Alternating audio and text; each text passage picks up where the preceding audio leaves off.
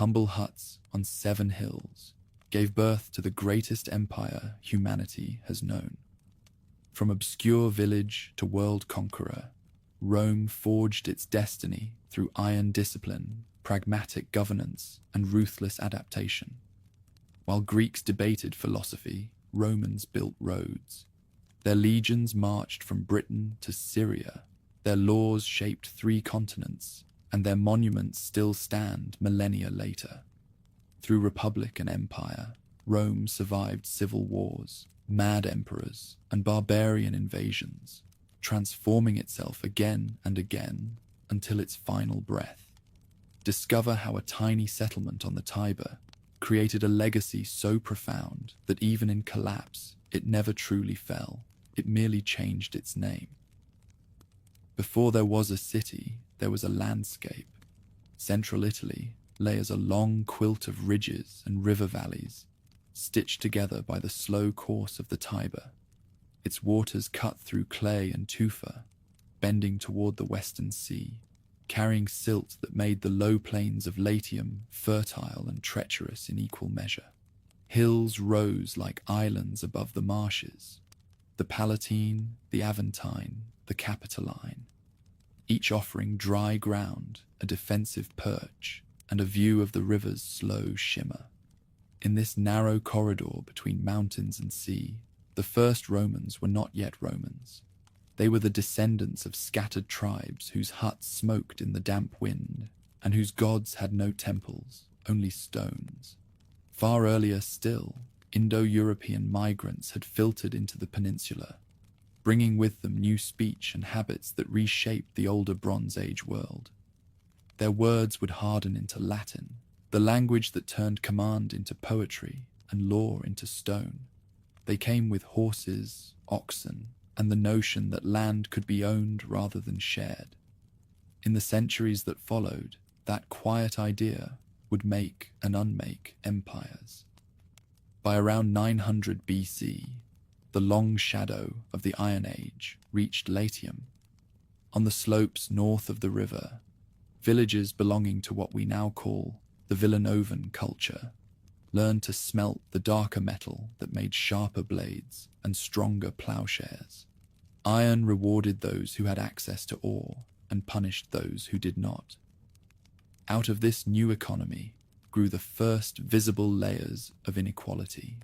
Chieftains buried with their weapons, clans distinguished by the weight of bronze they could spare for a funeral. Society stiffened, hierarchy took root. Yet even as the earth changed, memory insisted that Rome was born not from ore or trade, but from destiny. The oldest stories began with a city already in ruins, Troy aflame at the end of the Bronze Age. From its smoke, the hero Aeneas was said to have fled, carrying his father on his back and his household gods in his arms. After long wandering, he landed on the Italian shore, where he made peace and children with the Latin king's daughter. Their son founded Lavinium, and their descendants ruled at Alba Longa, a ridge town south of the future Rome. Whether or not any of this happened mattered less than the conviction that it should have, that Roman blood was born of divine survival, half Trojan courage and half Italian soil. Generations later, the legend turned darker. From the line of Aeneas came the rightful king Numitor, overthrown by his brother Amulius. To end the old line, Amulius forced Numitor's daughter, Rhea Silvia, into the priesthood of Vesta, binding her to chastity. But the god of war, Mars, had other designs. The priestess bore twin sons and hid them as long as she could. When soldiers cast the infants into the Tiber, the current carried them to safety at the foot of the Palatine Hill. There, a she-wolf, or so the tale insists, nursed them until a shepherd found the boys and raised them as his own. The twins grew wild and strong, more at ease with spear and snare than with plough or pen. In time they discovered their birthright, slew the usurper, and restored their grandfather. Then they turned their gaze to the bend of the river where they had been saved. Here they chose to build a new settlement, but could not agree upon its walls or its name.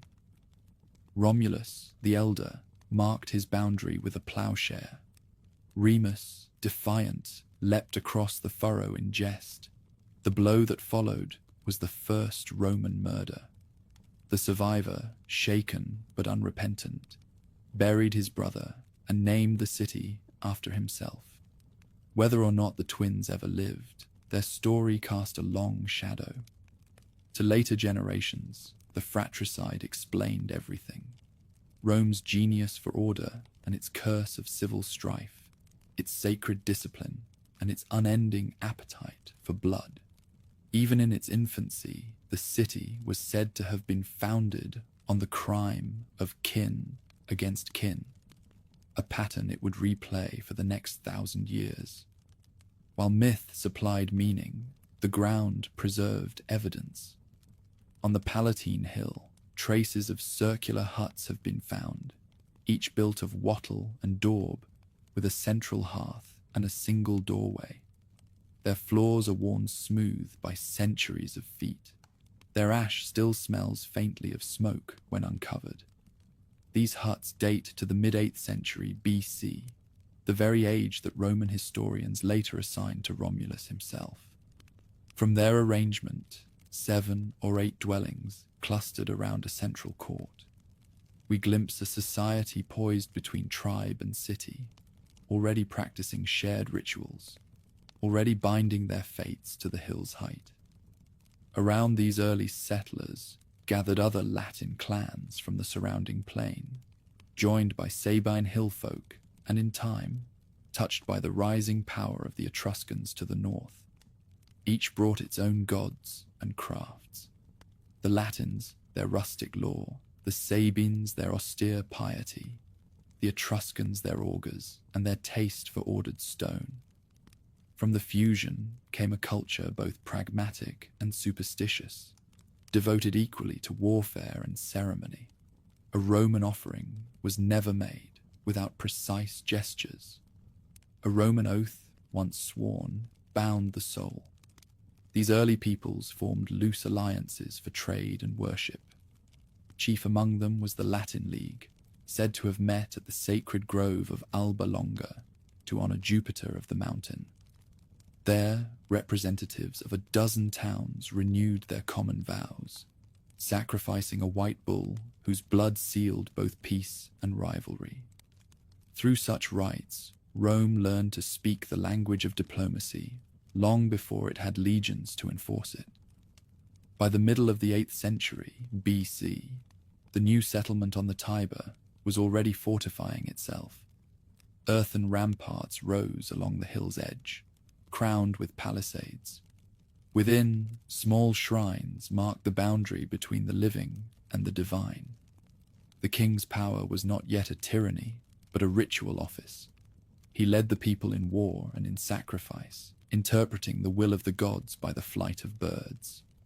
The priesthood, the hearth of Vesta, and the senate of elders, all these institutions, Romans later claimed, began under that first ruler.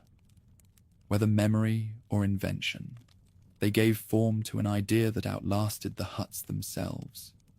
The small community thrived on its position, a crossing of the river, a meeting point between land routes and sea lanes.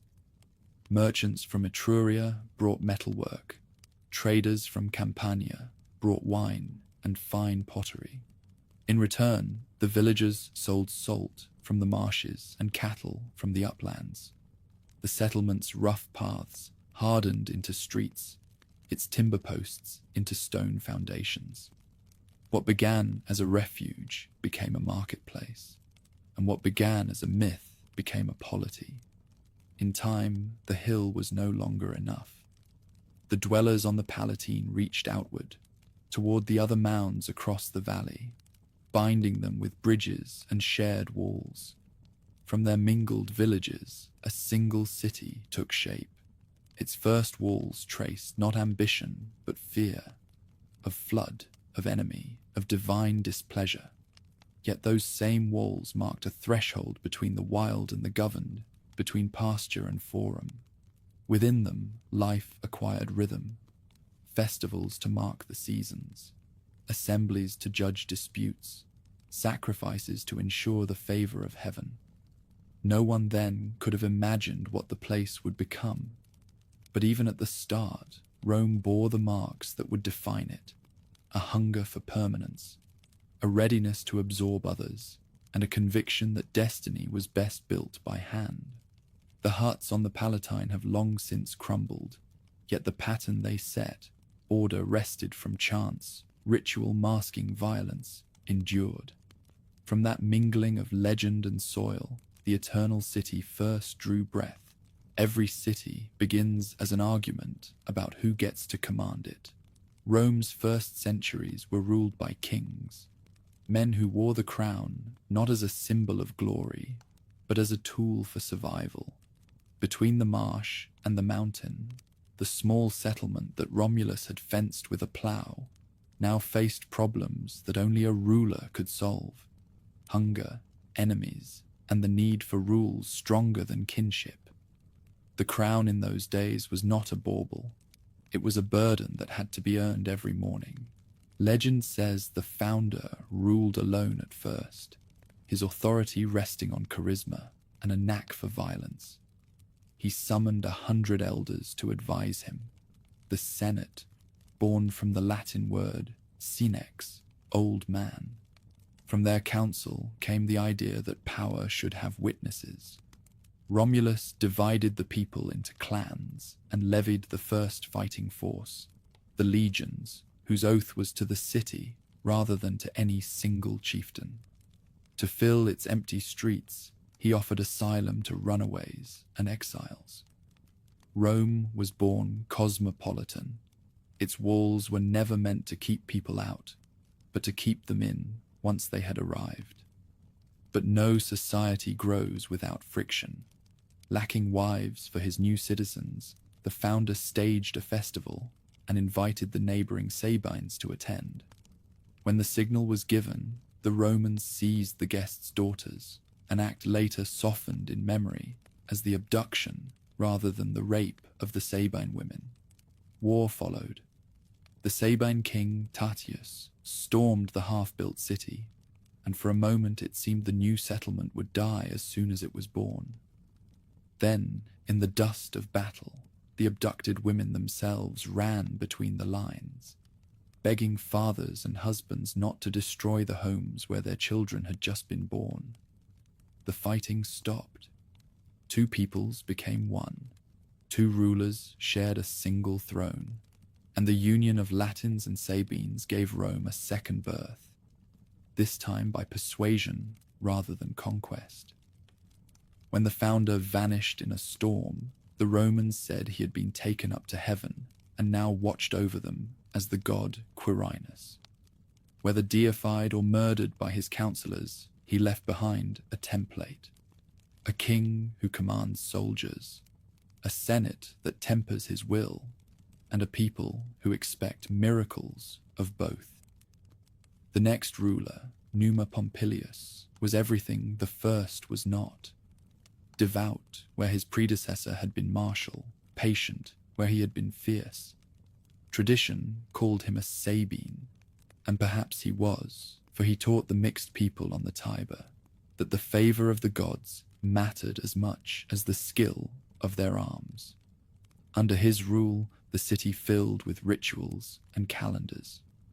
He appointed the pontiffs to oversee sacrifice, the augurs to read the skies, and the Vestal virgins to guard the sacred flame. To the Romans, religion was not belief, but precision. Every gesture and word had to be exact, lest the gods feel slighted. Numa turned superstition into structure, and piety into law. After years of peace, the pendulum swung back toward violence. Tullus Hostilius, a descendant of the founder's line, scorned idleness and sought to prove Rome's strength against Alba Longa, the mother city of the Latin people. The contest was settled, legend says, not by armies, but by champions, 3 brothers against 3, fighting until one stood alone. Rome won, and the losing city was torn down, its inhabitants absorbed into the growing settlement. The conqueror's vigor restored Rome's pride, but his arrogance angered heaven. When lightning struck his house, killing him instantly, the Romans understood the warning. Ambition without reverence brings ruin. The next ruler, Ancus Marcius, learned the lesson well. Grandson of Numa, he balanced war and faith, piety and pragmatism. Under his rule, Rome looked outward again, building a bridge across the Tiber to secure its trade routes, and founding a port at Ostia where salt and ships met. The city's borders widened, its population swelled with new settlers from conquered lands. To govern them all, Ancus codified the rights of declaring war and concluded the first written treaties, a sign that law was beginning to rival the sword as Rome's preferred weapon. Even so, power attracts outsiders. Among the newcomers from Etruria came a man of cunning and ambition, Lucius Tarquinius Priscus, later known as Tarquinius the Elder. His story begins with a change of fortune. Denied advancement in his own city because of his foreign birth, he came to Rome seeking opportunity. There, through wit and generosity, he won the people's trust and the throne itself. Under his hand, the city transformed. He drained marshes, laid out new forums, and began the construction of the Great Sewer, the Cloaca Maxima, whose tunnels still run beneath modern streets. More than an engineer, he was a visionary. He expanded the Senate, doubled the size of the legions, and adorned the city with symbols of kingship. Purple robes, ivory thrones, and triumphal processions that would one day define empire. But no vision lasts unchallenged.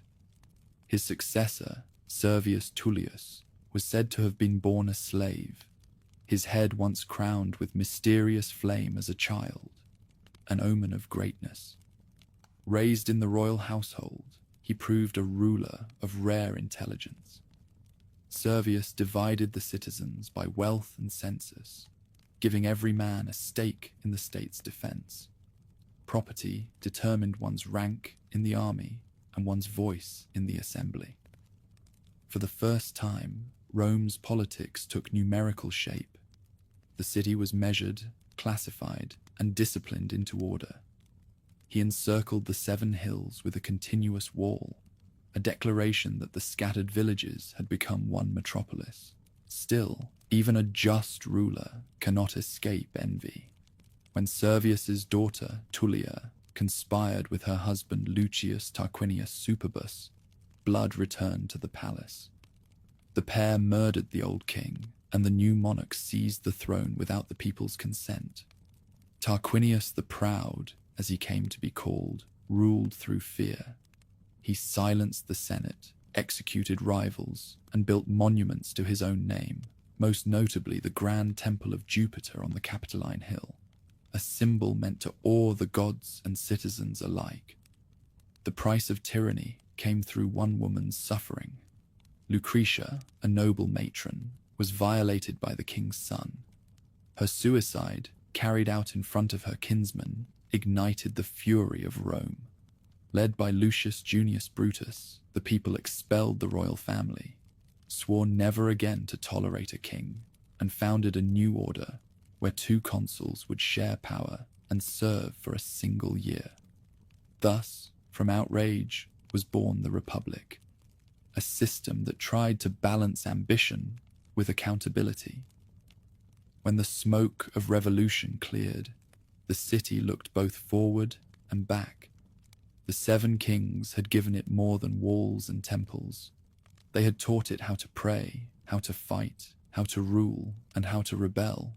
Each had added a layer: faith, war, law, expansion, construction, classification, revolt. The monarchy's fall was not an erasure, but a culmination. Rome had outgrown its kings, but it would never forget them. In every triumph, every legal code, every ceremony that bound state to deity, their shadows endured. The monarchy had been a rehearsal. What followed would test whether a city born from myth and tempered by rule could govern itself, not for a generation, but for centuries. The Republic had begun, and with it, the long experiment in power that would define the Western world.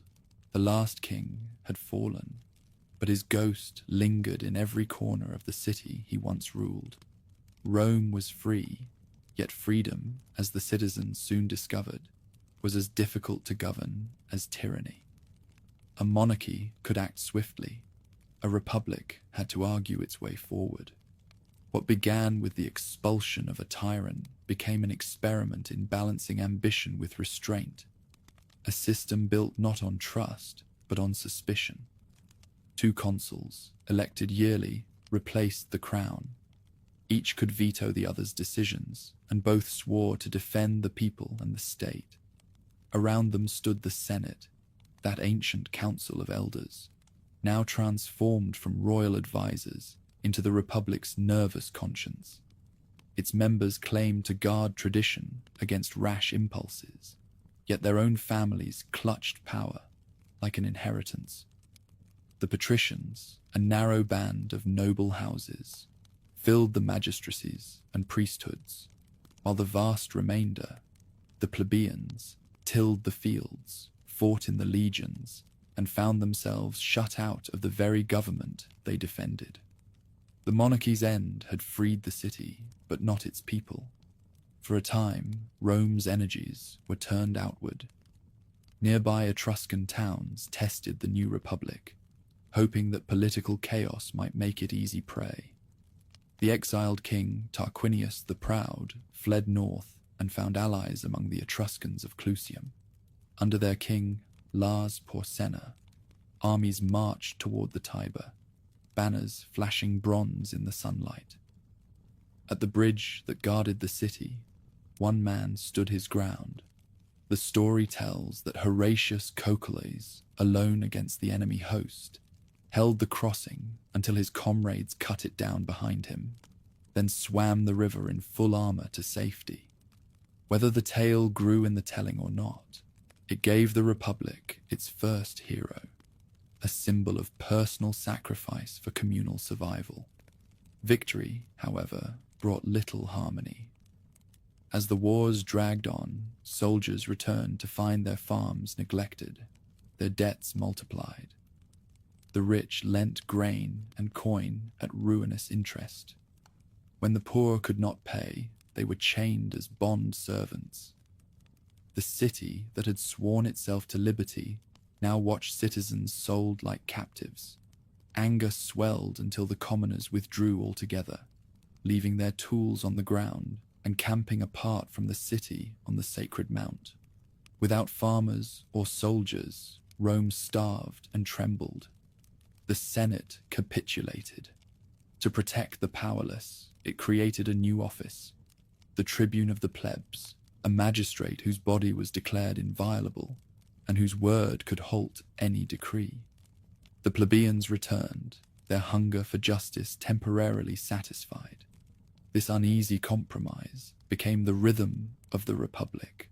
Crisis, reform, resentment, renewal. Every generation reopened the quarrel between high and low, each side calling its cause the true Rome. Laws emerged from stalemate, not divine revelation, but negotiation under pressure. Over time, these struggles produced the first recorded Roman legislation, the 12 Tables, a code carved on bronze tablets and set up in the Forum for all to see.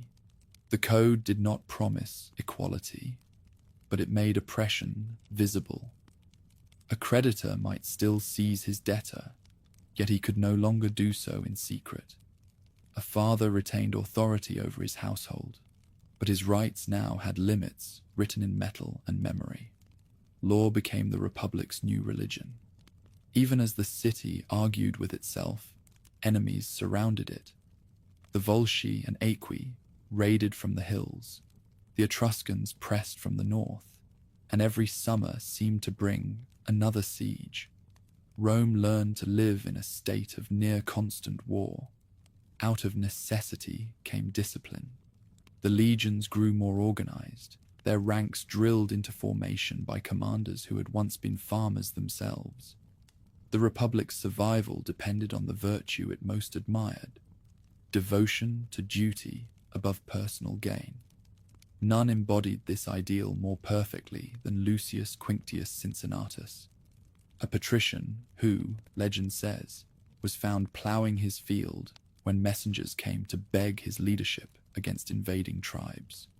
He accepted command, defeated the enemy in days, then relinquished power and returned to his plough. To later generations, he stood as proof that true authority lies in restraint, not possession. Still, the divide between rich and poor never healed. Each campaign that expanded Rome's lands widened its internal inequalities. Victories brought spoils to generals and senators, not to the rank and file. The plebeians demanded a share in the offices they funded with their blood. Step by step, through protest and persistence, they gained footholds: the right to intermarry with patricians, the ability to hold the consulship, the power to pass laws binding on all.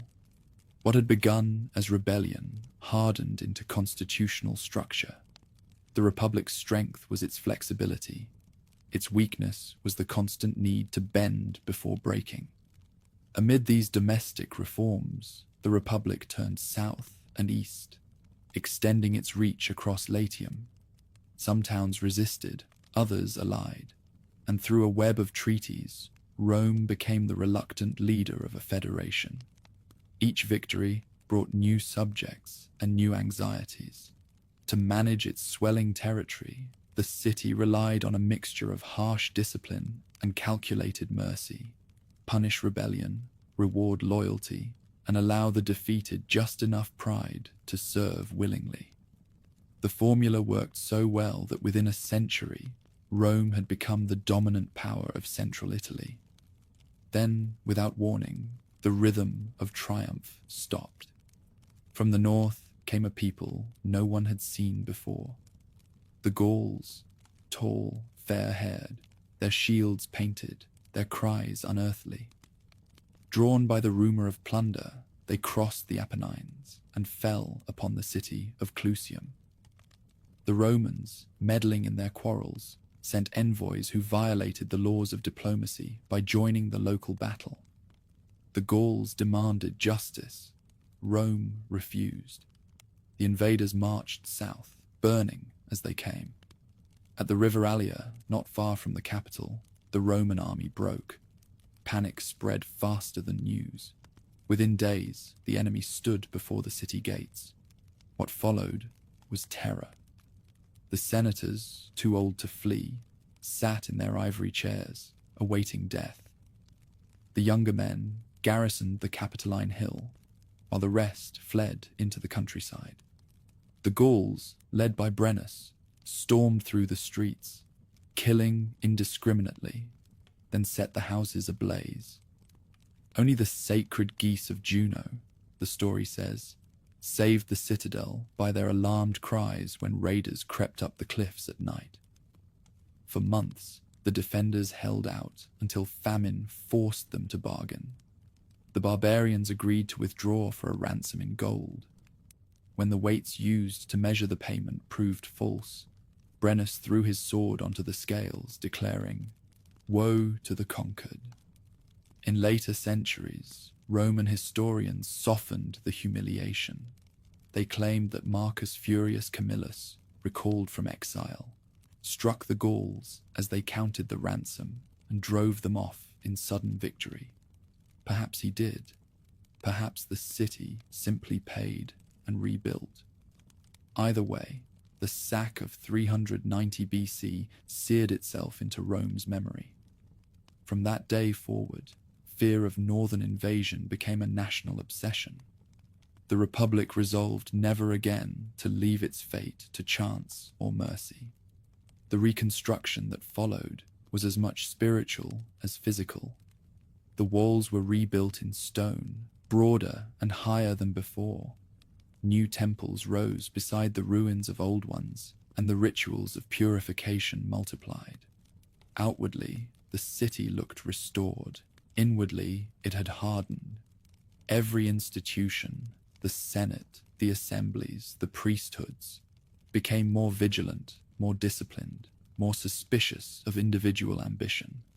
Rome had survived not by divine favor, but by stubbornness, and that lesson became its creed.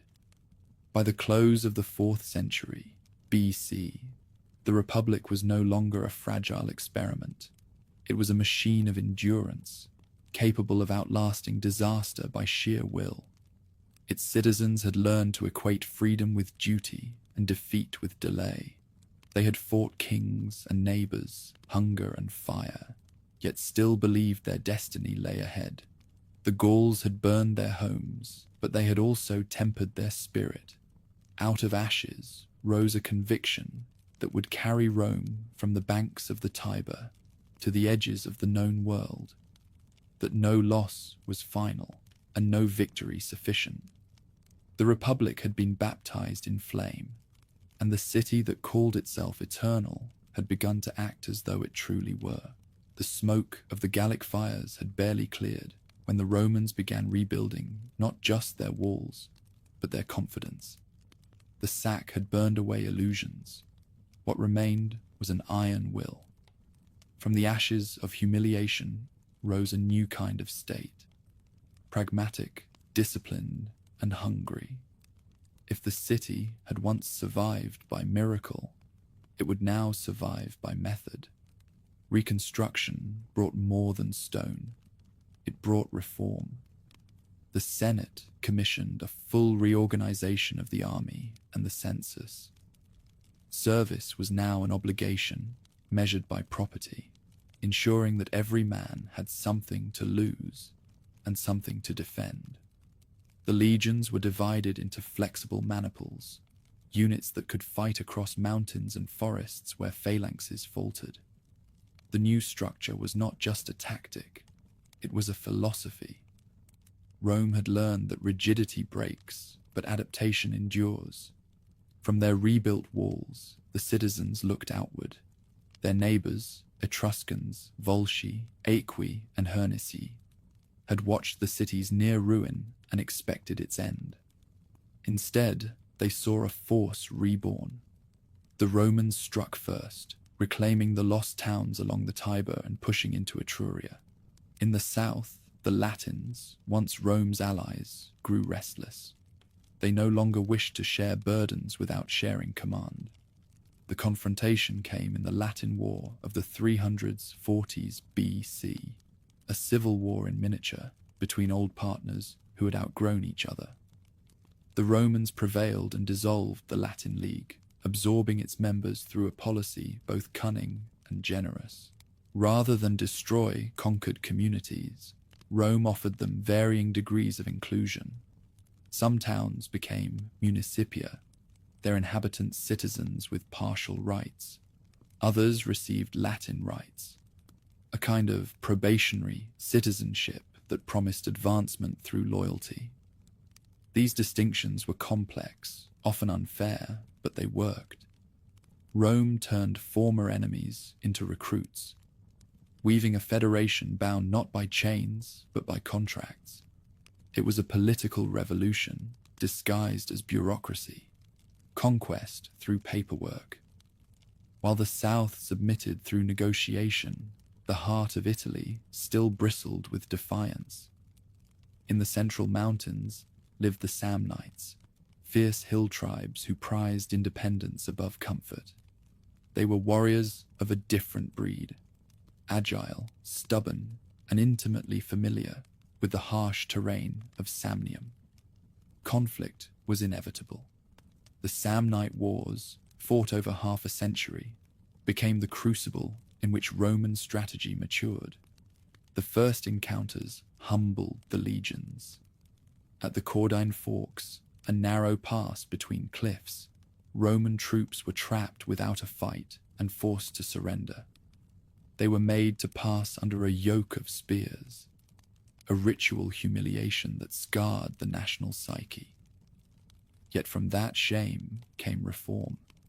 The manipular system was refined. Soldiers learned to maneuver independently, adapting to ambush and hill warfare. When Rome returned to the mountains, it moved like water, bending but never breaking. Victory followed, but at a cost measured in generations. While the legions fought in the highlands, the Republic secured its flanks. To the north, Etruscan cities like Volsini and Tarquini were subdued one by one, their walls breached, their gods paraded in triumph through the streets of the capital. To the south, another power stirred, the Greek colonies of Magna Graecia, wealthy and refined, but riven by rivalry. The richest of them, Tarentum, viewed Roman expansion with alarm. When Roman ships entered its harbor in defiance of a treaty, the Greeks called for help from across the sea. Their savior arrived not as a mere general, but as a king, Pyrrhus of Epirus, cousin of Alexander the Great and heir to his ambition. He landed in Italy with elephants, a novelty to Roman eyes, and an army trained in the old Macedonian style. At Heraclea and Asculum, he met the legions in battle. The cost was staggering. Though victorious, the Epirot saw his ranks thinned beyond repair. "Another such victory," he is said to have remarked, "and I am undone." Thus was born the phrase Pyrrhic victory, triumph too costly to sustain. Rome, battered but unyielding, refused to negotiate. Every loss became a lesson, every setback a spur. The Senate levied new armies, financed fresh campaigns, and learned to imitate the enemy's tactics while preserving its own discipline. Pyrrhus, weary and disillusioned, withdrew first to Sicily, then home to Greece, leaving behind the impression that Rome could not be defeated, only delayed. The withdrawal of the foreign king opened the path to dominance. City after city submitted, not always through conquest, but through the slow seduction of Roman order. Those who joined the Confederation gained protection, trade, and a share in the growing prestige of a power that seemed destined to rule. Those who resisted found their fields burned and their walls torn down. Then, more often than not, were offered a treaty anyway. The blend of ferocity and pragmatism was irresistible. By the early 3rd century BC, nearly all of the peninsula south of the Po River acknowledged Roman supremacy. Roads stitched the territories together, straight as ambition, and colonies anchored them like knots in a net. Each colony was a fragment of the capital transplanted. Grid streets, a forum, a temple, a miniature senate. Through them, Rome learned the art of empire before it ever ruled one. The conquests changed the city as much as the map. Veterans returned with foreign gods, new luxuries, and a growing sense that the world extended beyond the 7 hills. The influx of land and loot created both opportunity and tension. Patrician estates swelled, while smallholders found themselves pressed by debt or drawn away by constant service. Wealth began to tilt upward, and with it, the balance of the Republic. But for now, these strains were hidden beneath the triumphs. The Senate celebrated victory with religious solemnity. Processions wound through the streets. Generals rode in chariots crowned with laurel, and captured kings trudged behind them in chains. In the forums of conquered towns, bronze tablets recorded treaties and obligations, each one binding Italy tighter to the city on the Tiber. The Republic had mastered the art of making peace profitable, yet expansion carried its own momentum. Each success demanded the next. Trade routes pushed beyond Italy's shores, and with them came friction with new powers, especially across the narrow strait to Sicily, where Rome's interests brushed against those of Carthage. a wealthy maritime empire built on commerce and cunning. The peninsula, once Rome's cage, had become its springboard. When the dust of Italy's wars settled in 264 BC, the Republic stood transformed. In less than a century, it had turned from a regional survivor into the unchallenged master of the peninsula. Its armies had learned to fight any foe on any ground. Its diplomats had learned to govern without appearing to rule. The alliances it forged would feed its strength for generations, even as they sowed the seeds of future unrest. The conquest of Italy was not merely a military triumph. It was the invention of a system. Rome had discovered how to extend citizenship without losing control, how to conquer through inclusion as much as through fear. It had become more than a city. It was now an idea spreading by road and treaty, an organism whose growth seemed inevitable. The Republic's heart still beat on the banks of the Tiber, but its pulse now reached the mountains, coasts, and islands of a land that no longer thought of itself as many peoples, but as one. The age of Italy's wars had ended. Beyond the southern horizon, the sea waited, and across it, the first empire Rome would meet and measure itself against. The next enemy would not be a neighbor, but a mirror, another power built on ambition, wealth, and destiny. The Republic was ready.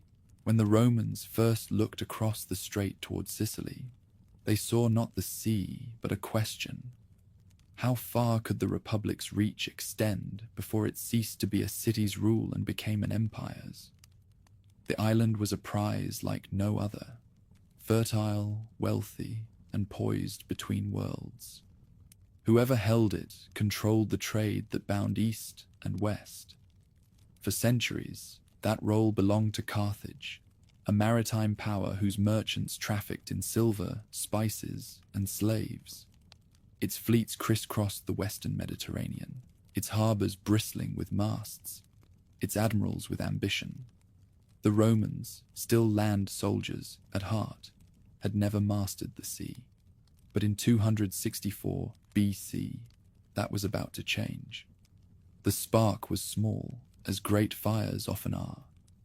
A band of Italian mercenaries known as the Mamertines, former soldiers from Campania, seized the Sicilian city of Messana and appealed to both Rome and Carthage for aid when threatened by Syracuse, the island's Greek stronghold. Each power answered and found itself staring across the same harbor at the other. Neither intended a full-scale war. Neither could afford to back down. When Roman legions crossed into Sicily, Carthage declared that the mainlanders had violated its sphere. The First Punic War had begun. At sea, Carthage reigned supreme. Its crews were born sailors, trained from youth in oar and sail, while Rome had not a single warship to its name. Yet what the Republic lacked in experience, it compensated with obstinacy. Within months, Roman engineers studied wrecked Carthaginian vessels and built their own copies, turning shipyards into foundries of ambition. To offset their inexperience, they devised a brutal innovation. The corvus, a boarding bridge with an iron spike that could drop onto an enemy deck, locking the two ships together. The sea, Rome decided, would be made to behave like land. The first major clash came off Mylae in 260 BC. There, under Gaius Duilius, the new fleet met the Carthaginian squadrons head-on. At first, the enemy mocked the lumbering Roman ships, but once the corvus dropped, the laughter ended. Soldiers poured across the bridges as if storming a fortress, turning the naval fight into close-quarters carnage. Victory belonged to the amateurs. The consul returned home to unprecedented honors, including the right to be preceded through the streets by torchlight and flutes whenever he dined. A small empire of vanity carved from the Republic's gratitude. But the war was far from decided. The Carthaginians adapted, raiding Roman coasts and striking wherever their enemy was weakest. The Romans responded with relentless construction. Each lost fleet was rebuilt, each defeat treated as rehearsal. At Ecnomus, one of the largest naval battles of antiquity, over 1,000 ships clashed, their oars churning the sea into foam. Once again, Roman persistence triumphed. The Republic, intoxicated by its own momentum, decided to carry the war to Africa itself. In 256 BC, a vast armada ferried legions across the sea to strike at Carthage directly. At first, success seemed near. The general Regulus won early victories, and the Senate dreamed of dictating peace from the enemy's gates. Yet fortune turned swiftly. A Carthaginian counterattack, aided by Greek mercenaries under Xanthippus, crushed the invasion. Regulus was captured, his army annihilated, his men left to rot in captivity. Those who survived shipwrecks on the return journey told of storms so fierce that fleets vanished in a single night. Rome lost hundreds of vessels and tens of thousands of lives, yet it did not surrender. For another decade, the struggle continued in weary rhythm. Sicily became a graveyard of ambition, its fields scarred by siege engines and unburied dead. Cities like Agrigentum and Lilybaeum changed hands more than once, their inhabitants paying taxes first to one master, then the other. Neither side could gain a decisive edge. Carthage had wealth and skill. Rome had manpower and will. Year after year, new citizens filled the legions and rowed the galleys. The Senate taxed itself to fund shipbuilding. Farmers saw their sons drafted again and again. The Republic's true strength lay not in genius, but in endurance. In the final phase of the war, command passed to a new generation. Among them was Gaius Lutatius Catulus, who in 241 BC led a reconstituted fleet to meet the Carthaginians near the Aegates Islands. Supplies were scarce, ships were lightened to make them faster, and the crews were a mix of veterans and hastily trained recruits. Against them sailed the remnants of the once great Carthaginian navy, burdened with provisions for a besieged army. When the winds turned, the lighter Roman ships drove into their lumbering foes with precision. The corvus had been abandoned, the crews no longer needed it. Skill had replaced improvisation. The victory was total. Carthage sued for peace, exhausted and bankrupt. The terms were harsh. It ceded Sicily, paid an enormous indemnity, and agreed to withdraw from Italian affairs. For the first time, Rome ruled territory beyond the peninsula. Sicily became the Republic's first overseas province, governed by a praetor sent from the capital. The shift seemed administrative, but it changed everything. The city that had once fought for survival now collected tribute from others. A door had opened onto empire, and behind it waited both wealth and corruption. At home, the spoils of victory shimmered through the streets. Grain from Sicily fed the populace. Captured slaves tilled the estates of the rich. Shipbuilders turned to merchants, senators to landlords. Trade expanded, and with it came new luxuries, glass, perfumes, imported fabrics, that began to erode the old austerity. Yet beneath the triumph lay disquiet. Naval warfare had demanded enormous resources, and the small farmers who had once formed the Republic's backbone found themselves impoverished by years of absence and taxation. Their fields, neglected or seized for debt, drifted into the hands of the wealthy. What had been a war for honor had quietly become a revolution in property. Still, to the citizens crowding the forum, none of this yet mattered. They saw only victory, the vanquished empire humbled, the legions returning in triumph. Processions carried spoils from Sicily, silver ingots, exotic animals, and the captured prows of enemy ships. Priests offered thanks to Neptune for teaching a land power the art of the sea. Rome had entered an age of confidence, convinced that no horizon was beyond reach.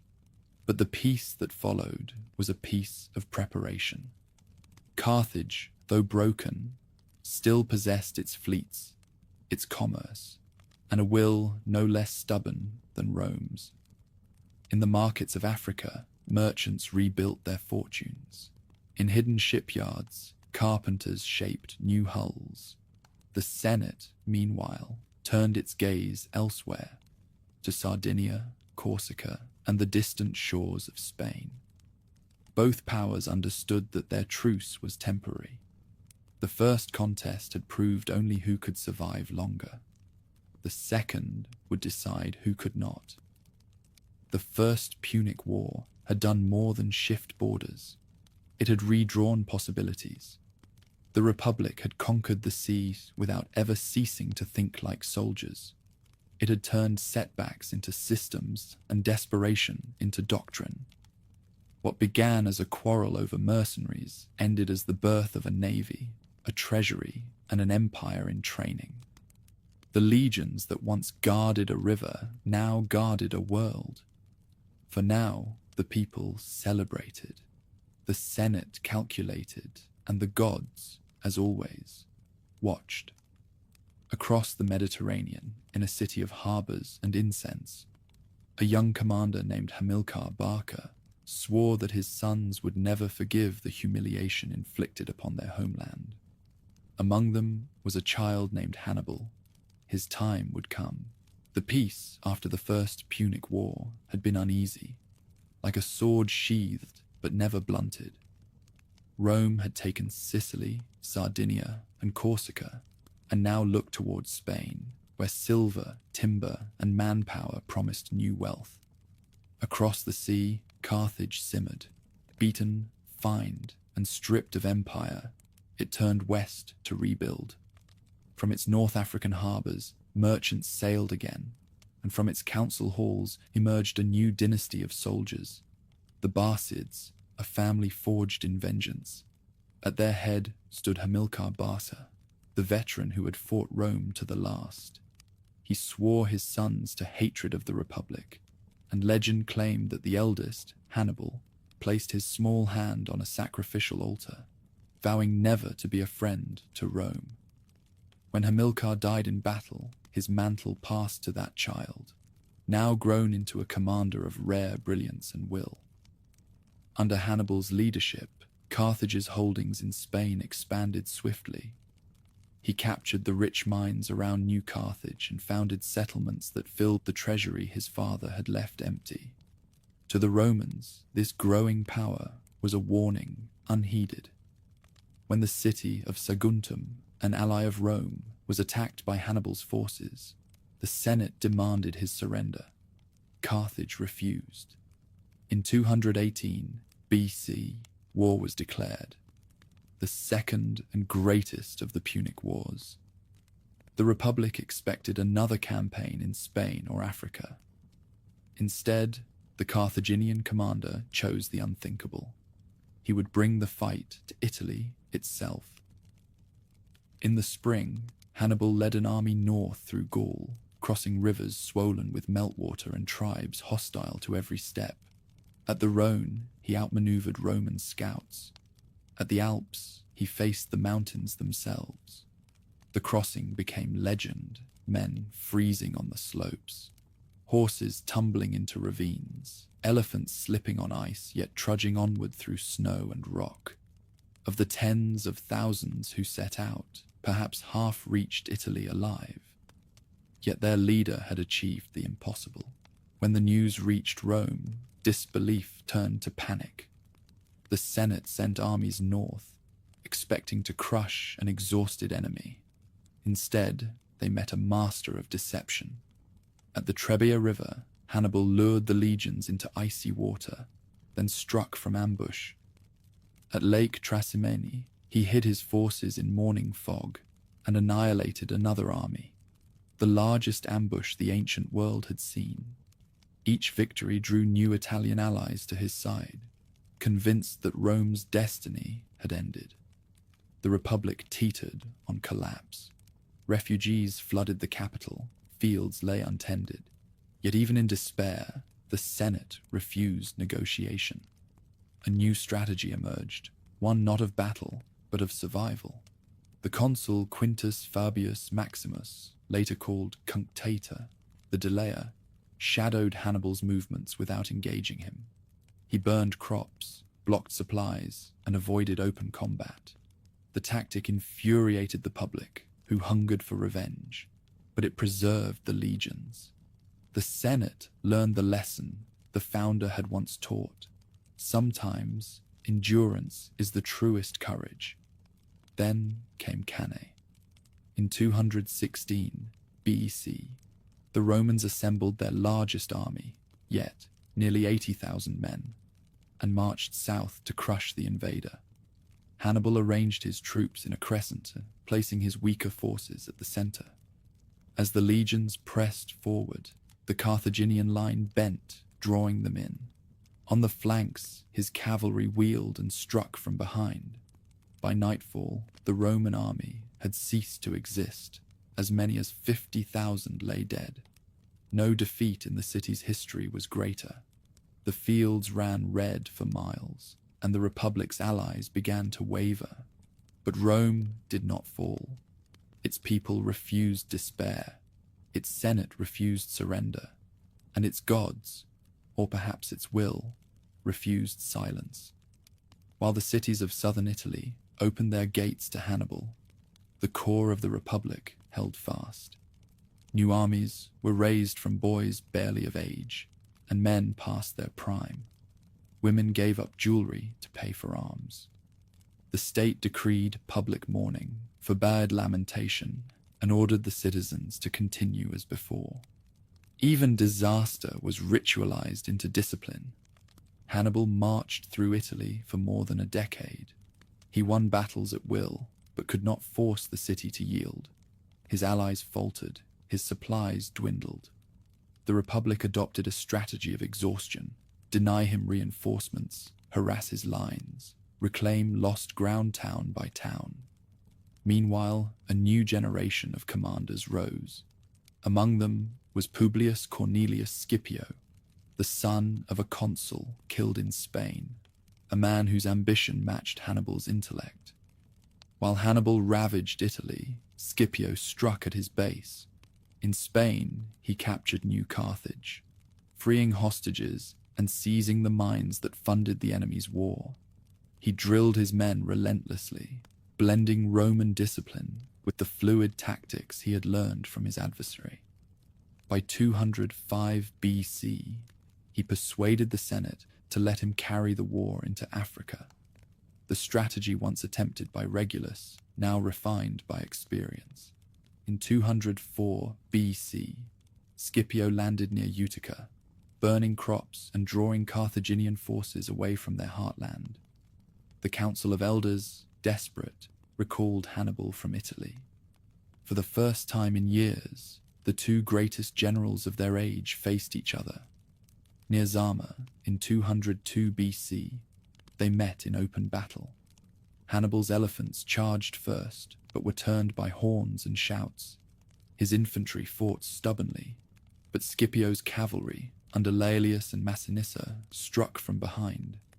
A reversal of Cannae's nightmare. The circle had closed. Carthage sued for peace. Its fleet was surrendered, its territories reduced, its indemnities doubled. Hannibal, spared but humiliated, withdrew into exile. Years later, hunted by his enemies, he ended his life with poison rather than be taken. The war that had begun with an oath ended with silence. Rome emerged triumphant but transformed. The Republic's victory had cost entire generations, and the Italian countryside lay scarred. Farms once worked by citizen soldiers were abandoned, bought by the wealthy, and turned into vast latifundia, estates tilled by slaves from the conquered lands. The free peasantry, foundation of the legions, began to erode. The Senate celebrated peace, but beneath the laurels grew a new tension. Wealth without balance, conquest without conscience. Yet in the moment of triumph, few saw the danger. The people rejoiced, the generals paraded their spoils, and temples rose in gratitude. Gold from Spain and Africa poured into the treasury. Marble and luxury replaced brick and thrift. The Republic, once a league of farmers, was now an empire in all but name. Its gods had not changed, but its heart had. In the quiet that followed, the Senate sent envoys to measure the world they had inherited. Carthage, crippled but alive, became a tributary.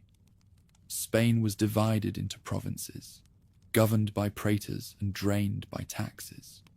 The legions returned home veterans, hardened, disillusioned, and loyal more to their commanders than to the state. Among them, a whisper began to circulate. If Rome could defeat Hannibal, what could possibly defeat Rome? The answer, as always, would come from within. But for now, the Republic stood at its zenith, scarred, weary, and unassailable. The boy who had sworn hatred on an altar was dead. The city he despised had outlived him. And yet, in triumph, Rome had absorbed some of his fire. Hannibal had taught his enemies too well. Though Carthage had fallen, what it taught could not be forgotten. Rome had learned how to fight across seas, how to raise endless armies, and, most dangerously, how intoxicating victory could be. The Republic stood taller than ever before, its treasury swollen with Spanish silver, its legions seasoned and restless. Yet for all its vows of peace, the city had developed a new habit. Expansion had become a reflex. The Senate needed fresh enemies to justify its glory. Beyond Italy, the world waited. To the east lay Greece, not the ancient glories sung by poets, but a patchwork of kingdoms, leagues, and proud city-states living in the long shadow of Alexander the Great. The Macedonian kings still claimed to be heirs of his empire, and among them Philip V of Macedon sought to dominate the fractured Hellenic world. Rome entered this theatre not by design, but by invitation. Greek envoys, weary of Macedonian ambition, begged the Republic for help. The Senate, feigning reluctance, agreed. Its armies crossed the Adriatic, announcing themselves not as conquerors, but as liberators. At Cynocephalae, in 197 BC, Roman maniples met the Macedonian phalanx. The contrast was as old as tactics itself, flexibility against rigidity. When fog confused the field, the Macedonians could not adapt. The Roman formation pivoted, enveloped, and crushed them. Philip V sued for peace, leaving Rome the unchallenged arbiter of Greek affairs. The Republic declared Greece free, but its freedom came with supervision. Garrisons followed gifts, and the Greek cities soon discovered that Roman friendship was a polite form of custody. Victory drew the Republic deeper into the east. When Antiochus III, the so-called Great King of Syria, crossed into Greece, the Senate answered again. At Magnesia, Roman legions met the grand army of the Seleucid Empire and shattered it. The king's elephants fled, his phalanx dissolved, his empire shrank to the borders of his own capital. In less than a generation, the Republic had replaced Alexander's successors as master of the Mediterranean world. With triumph came transformation. The spoils of Asia were unlike anything Italy had known. Gold, ivory, incense, marble, manuscripts, the luxuries of centuries flooded the markets of Rome. Senators built villas patterned after Greek palaces. Their sons studied philosophy instead of farming. Their speech grew thick with borrowed words. Hellenic culture conquered its conquerors. Greek tutors filled patrician households. and statues of Apollo and Athena stood beside Jupiter and Mars. What had been rustic became refined, but refinement carried corruption in its wake. The influx of wealth also birthed new men, the publicani, tax contractors who bought the right to collect provincial revenue. They operated with ruthless efficiency, extorting tribute from communities nominally under Roman protection. The Senate turned a blind eye, content to share the profits. Empire had created a class richer than generals and less accountable than kings. Meanwhile, the victories abroad sharpened inequality at home. The great estates, the latifundia, spread across Italy, swallowing the small farms once tended by citizen soldiers. Slave labor from the east replaced free men in the fields. The countryside emptied while the cities swelled with the dispossessed. Rome's legions still marched, but their loyalty now came as much from pay as from patriotism. The Republic was learning to rule by debt and dependency. In the midst of this transformation, the old rival began to stir again. Carthage, though stripped of empire, had revived through commerce. Its merchants rebuilt fleets for trade, not war. Its harbors buzzed with life, its treasury filled once more. The city had become a model of recovery, and to some in the Senate, especially Cato the Elder, that was intolerable. Carthage must be destroyed. He ended every speech, no matter the topic. Fear, pride, and envy conspired into policy. The pretext came soon. A dispute flared between Carthage and Numidia, whose king, Massinissa, was Rome's favored ally. When Carthage defended itself without Roman approval, the Senate declared a breach of treaty. In 149 BC, legions landed on the African coast. The Third Punic War began, not from necessity, but from paranoia disguised as prudence. At first, the defenders fought with the desperation of those who knew there would be no mercy. Behind their walls, artisans forged weapons from temple bronze, and women cut their hair to make bowstrings. For 3 years, the siege dragged on. Disease and starvation hollowed the city, yet it would not yield. Command passed to Scipio Aemilianus, grandson by adoption of the conqueror of Hannibal. Methodically, he tightened the noose, building siege towers taller than the walls and cutting off the harbor with chains. In 146 BC, his troops stormed the breaches. Street by street, house by house, Carthage fell. When the fires subsided, the victors wept. Scipio himself, gazing on the ruins, is said to have whispered that the same fate would one day befall his own city. Whether he truly spoke the words, or later chroniclers imagined them, the warning rang true. The ashes of Carthage marked not only the end of an enemy, but the birth of empire's conscience. In the same year, the legions sacked Corinth, the proud jewel of Greece, for daring to defy their authority. Statues were melted down, citizens sold into slavery, and treasures shipped to Italy. Two worlds, Greece and Carthage, mind and commerce, had fallen together, leaving Rome unrivaled.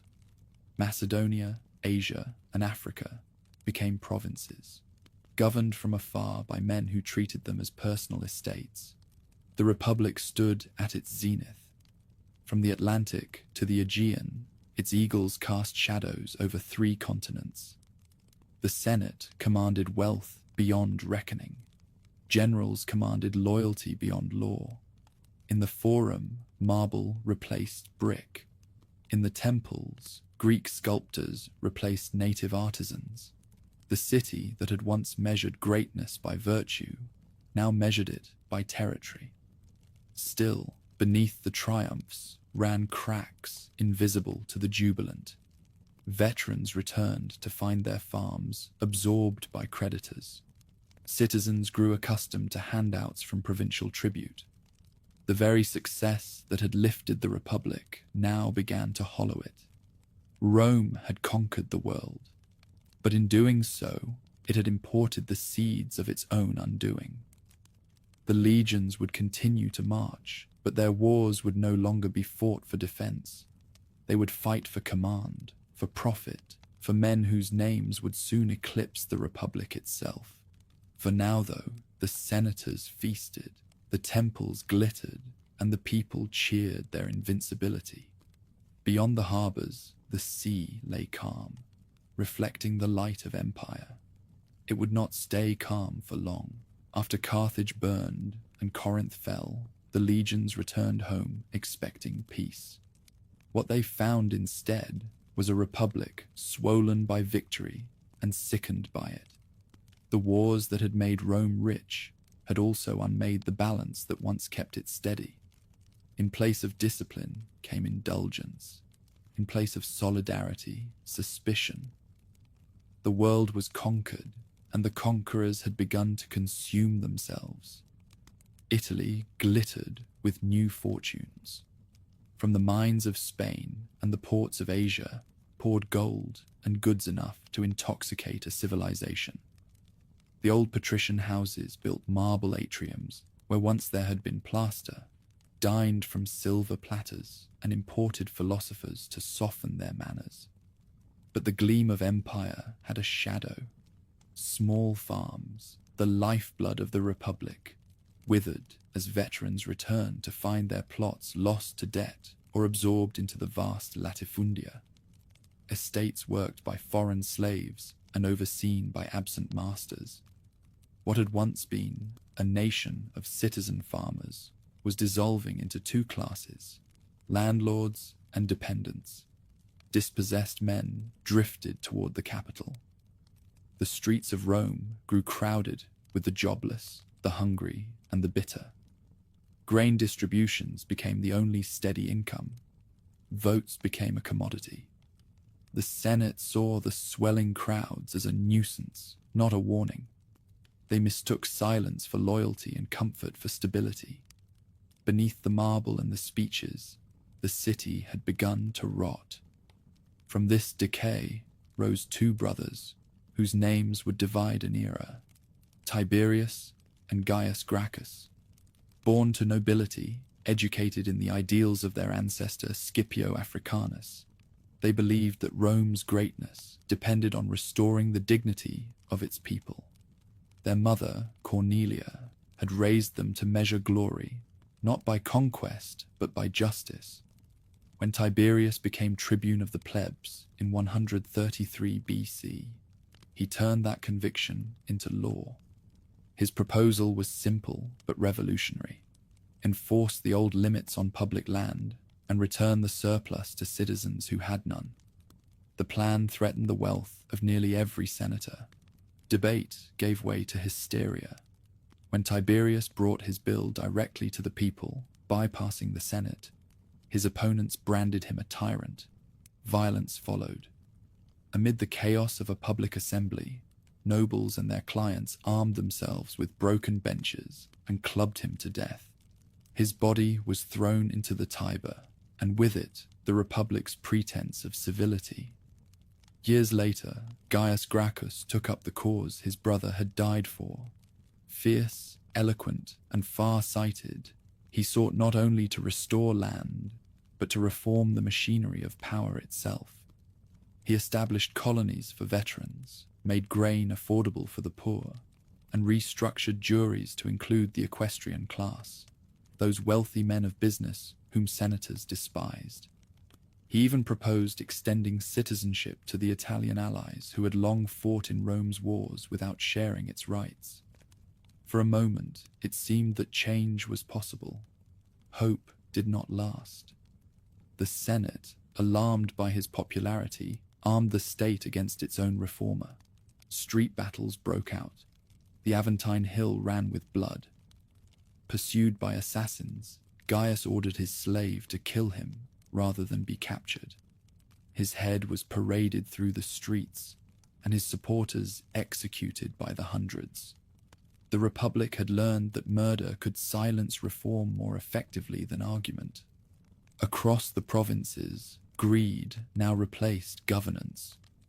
The publicani, tax contractors empowered by Senate decrees, turned provincial administration into organized plunder.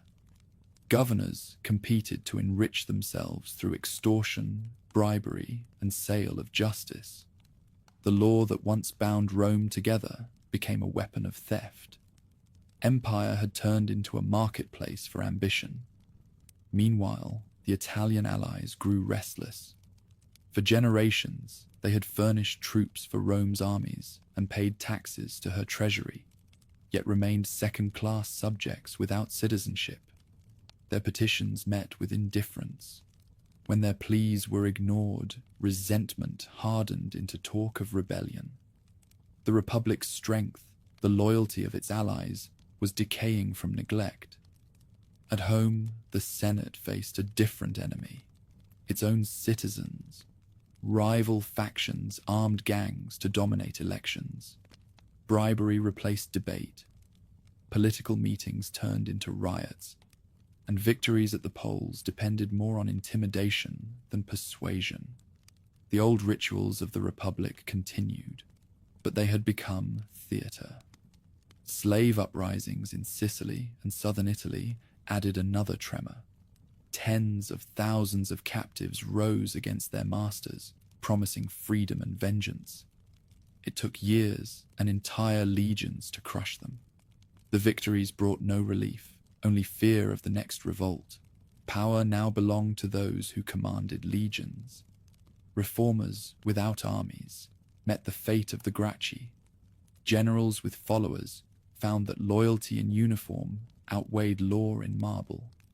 The Republic's constitution still stood, but its soul had shifted from the Senate to the camps. In the countryside, olive groves and vineyards masked exhaustion. Towns emptied, roads filled with beggars, and rumors of conspiracy thickened. The Senate congratulated itself on stability, even as the foundations trembled. Italy was not yet in flames, but the air smelled of smoke. By century's end, the old order had become memory. The state that once prided itself on balance had turned brittle, each faction pulling against the other until the structure creaked. Beneath the statues of the Gracchi, crowds still gathered to mourn what might have been. Those monuments stood as quiet indictments, not of the brothers' ambition, but of a republic that could no longer reform itself without drawing blood. It began not with a foreign threat, but with a promise broken. Italy, newly bound under Roman citizenship after centuries of alliance, had expected equality. Instead, the Senate treated its new citizens as inferiors, their votes diluted, their voices drowned by manipulation. The Republic had expanded its borders, but not its heart. From this hypocrisy rose the most dangerous conflict of all, a war fought by brothers wearing the same armor. The social war was a mirror held to Rome's face. Allies who had marched beside the legions for generations now turned their spears toward the capital. The fighting tore across the peninsula. Hill towns burned, veterans slew former comrades, and the smoke of rebellion blackened the sky from Samnium to the Adriatic. Victory came only when the Senate conceded what it had long denied: full citizenship to those who would lay down arms. Italy became one nation at last, but at the cost of tens of thousands of dead and a republic that no longer trusted itself. While the ashes of that civil struggle still smoldered, new figures stepped forward, men whose ambition matched the size of the world Rome now ruled. Among them stood Gaius Marius, a soldier of rough manners and iron will. He was no patrician, born in Arpinum, hardened by campaign life. He had risen through sheer merit. His early triumph over Jugurtha of Numidia had made him a hero to the commoners and a menace to the aristocracy.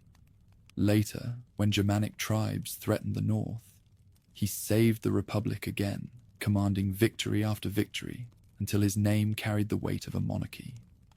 Marius's greatest innovation was not a battle won, but an army remade.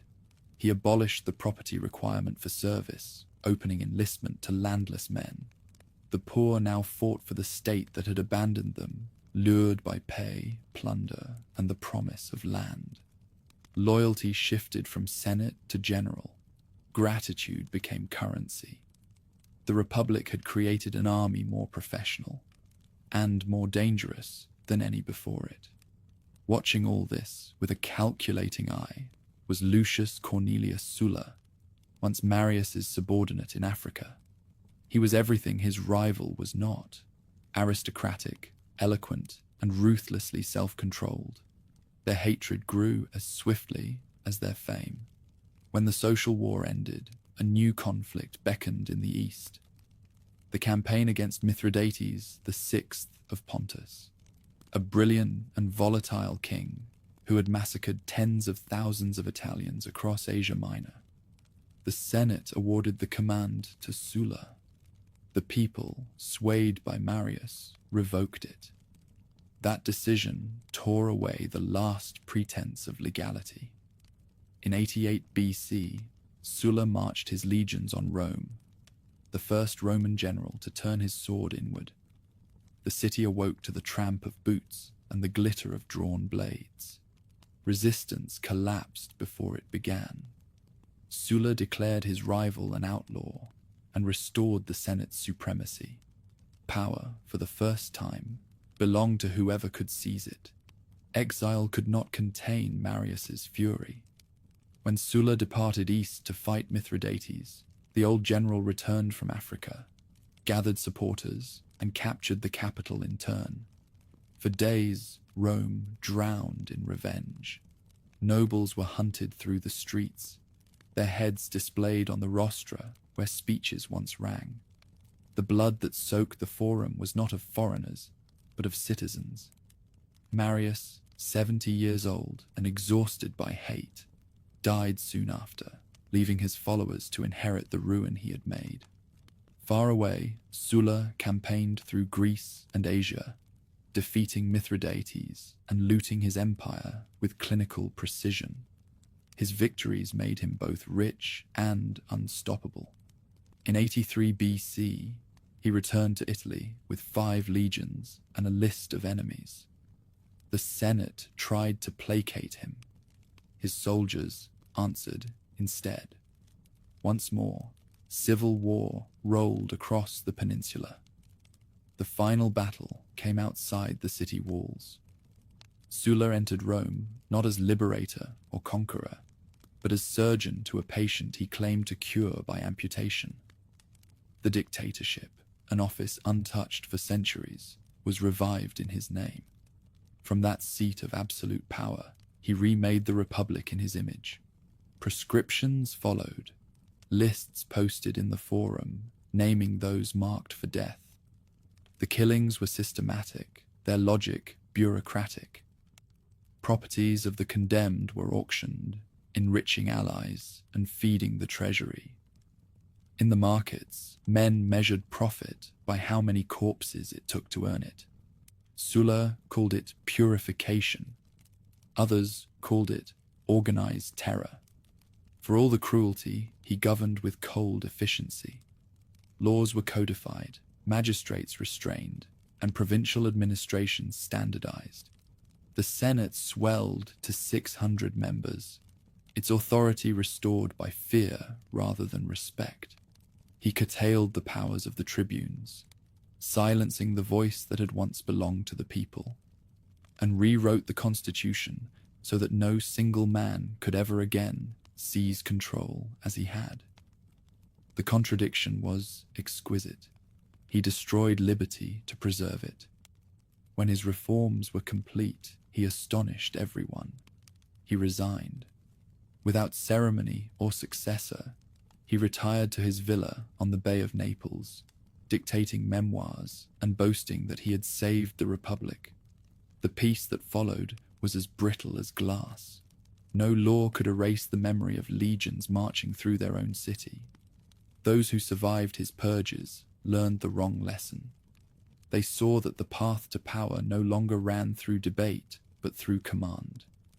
Among Sulla's protégés were two ambitious young men, Pompey, hailed already as the Great, and Crassus, whose fortune could buy whole provinces. Each would inherit his mentor's methods, though neither his restraint. The Republic was now a stage crowded with generals, and none intended to play a supporting role. In the countryside, confiscated lands were parceled to veterans who owed loyalty not to the state, but to the man who had given them farms. Armies became private estates. Citizens became clients in uniform. Even peace resembled war, quiet, watchful, and armed. When Sulla died in 78 BC, his funeral was a pageant of contradiction.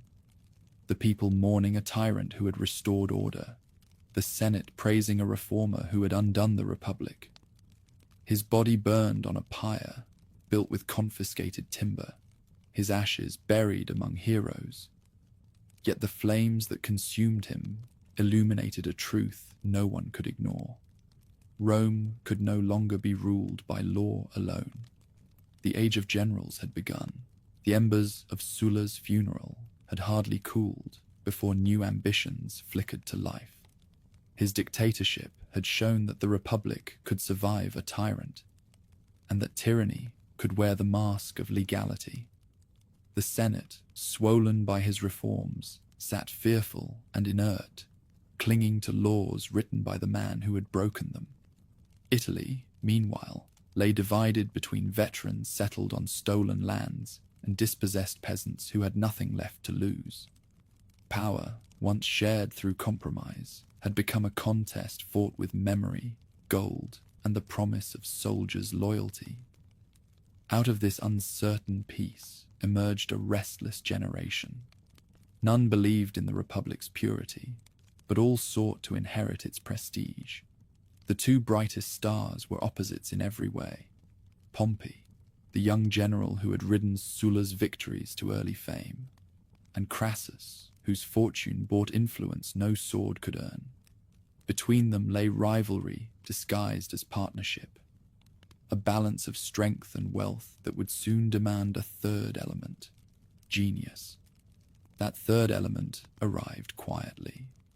Gaius Julius Caesar, a thin and debt-ridden noble, seemed at first a footnote among titans.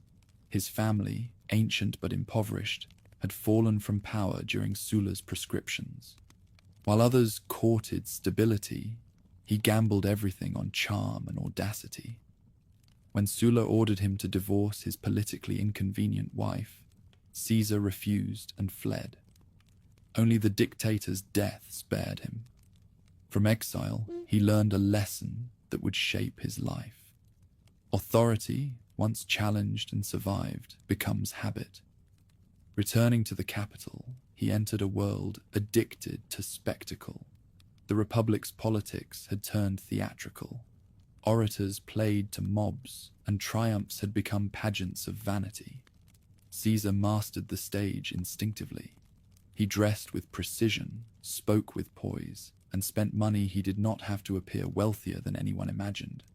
Creditors chased him, voters adored him. Every gesture built a myth of inevitability.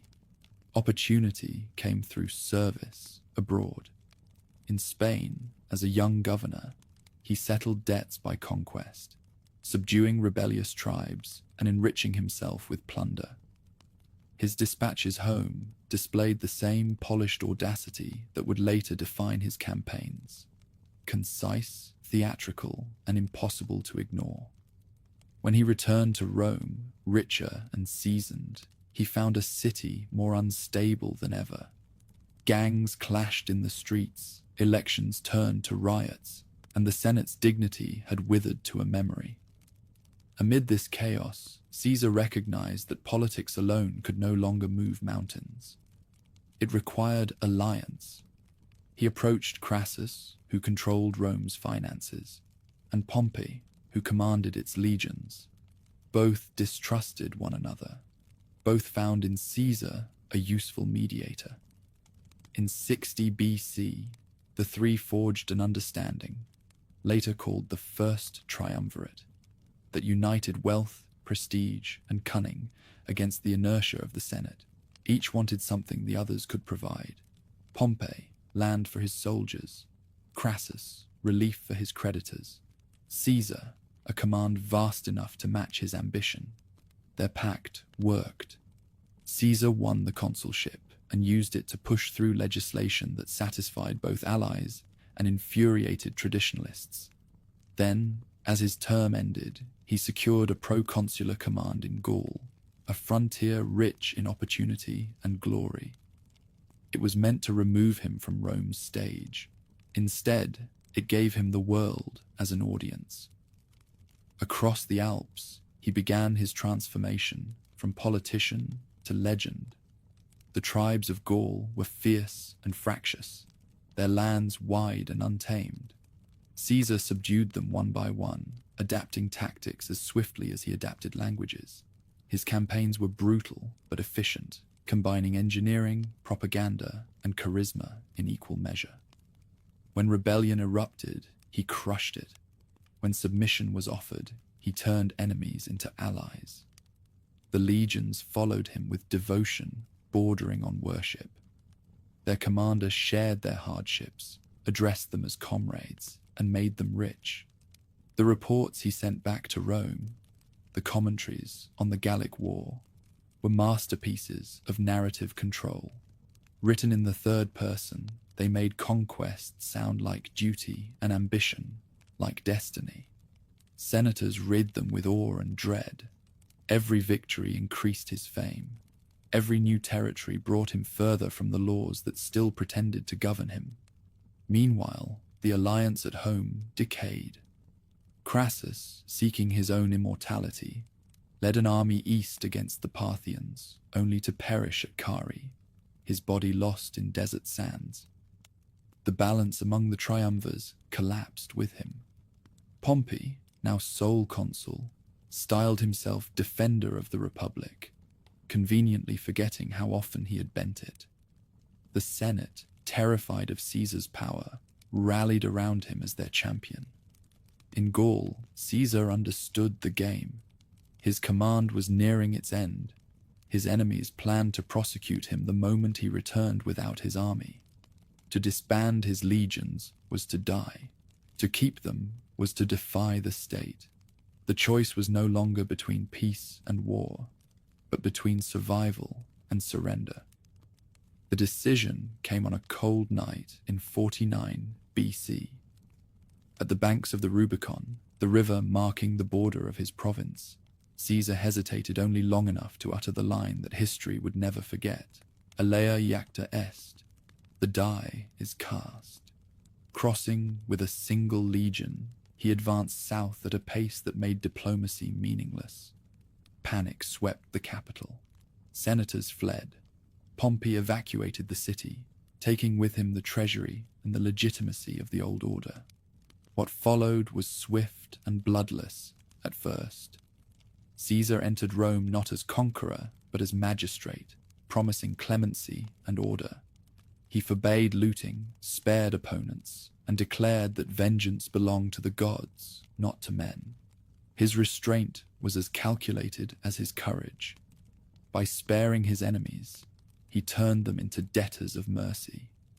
While Pompey gathered forces in Greece, Caesar secured Italy and Spain, taking surrender after surrender without breaking stride. Each victory tightened his hold on both the army and the narrative. He wrote letters instead of manifestos, pardoned enemies instead of executing them, and called his rebellion a restoration. The Senate called him an outlaw. The people called him hope. Across the Adriatic, the two giants prepared to meet. Pompey commanded the Republic's finest legions and fleets. Caesar, veterans forged in 10 years of conquest. Both claimed to defend the same state, yet only one could live within it. In the camps, soldiers prayed to the same gods for opposite outcomes, and couriers carried rumors that one battle would decide the future of liberty itself. Civil war was no longer tragedy, but tradition. Rome had learned to survive it the way it survived plague or flood, with endurance and forgetfulness. Yet this time felt different. Pompey fought to preserve the system that had raised him. Caesar fought to prove that the system no longer worked. Each man believed himself savior. Each feared becoming Sulla. As his legions marched east, Caesar paused to address them. His words were simple. They fought not against fellow Romans, but against corruption, not for conquest, but for justice. The speech was theater, but it worked. The men who had followed him across mountains and seas followed him now against their own countrymen. On that march toward destiny, the Republic itself seemed to fade behind him like a receding shore. What waited ahead was not monarchy yet, but something that had never existed. A single man commanding a state that still pretended to be free. In that contradiction lay both Rome's genius and its doom. The Rubicon's ripples had become a tide.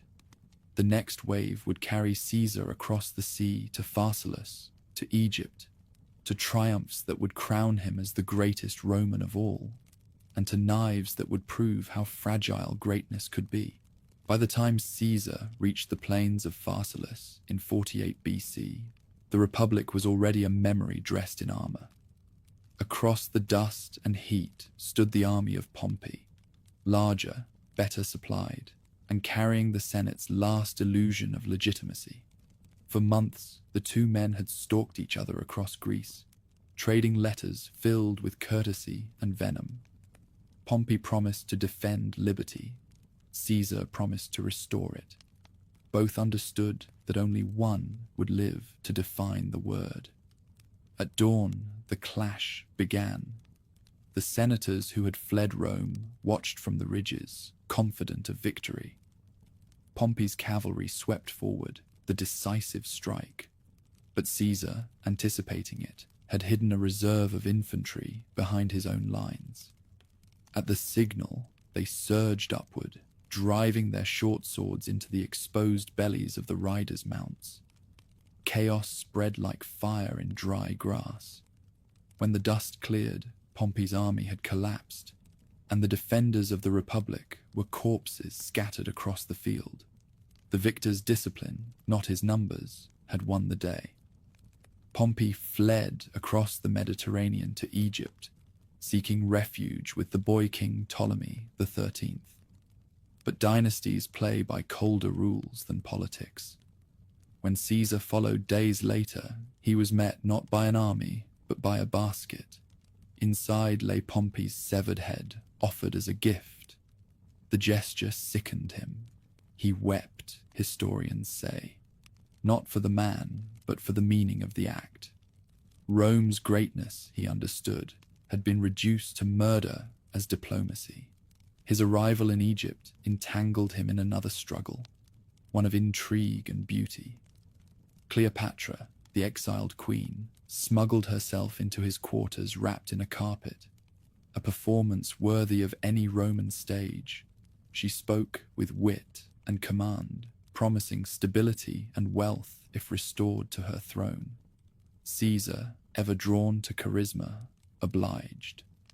Together they subdued her brother's forces at the Nile, and when the war ended, the queen sailed beside him up the river, her barge gilded and perfumed, a vision of the East's enchantment.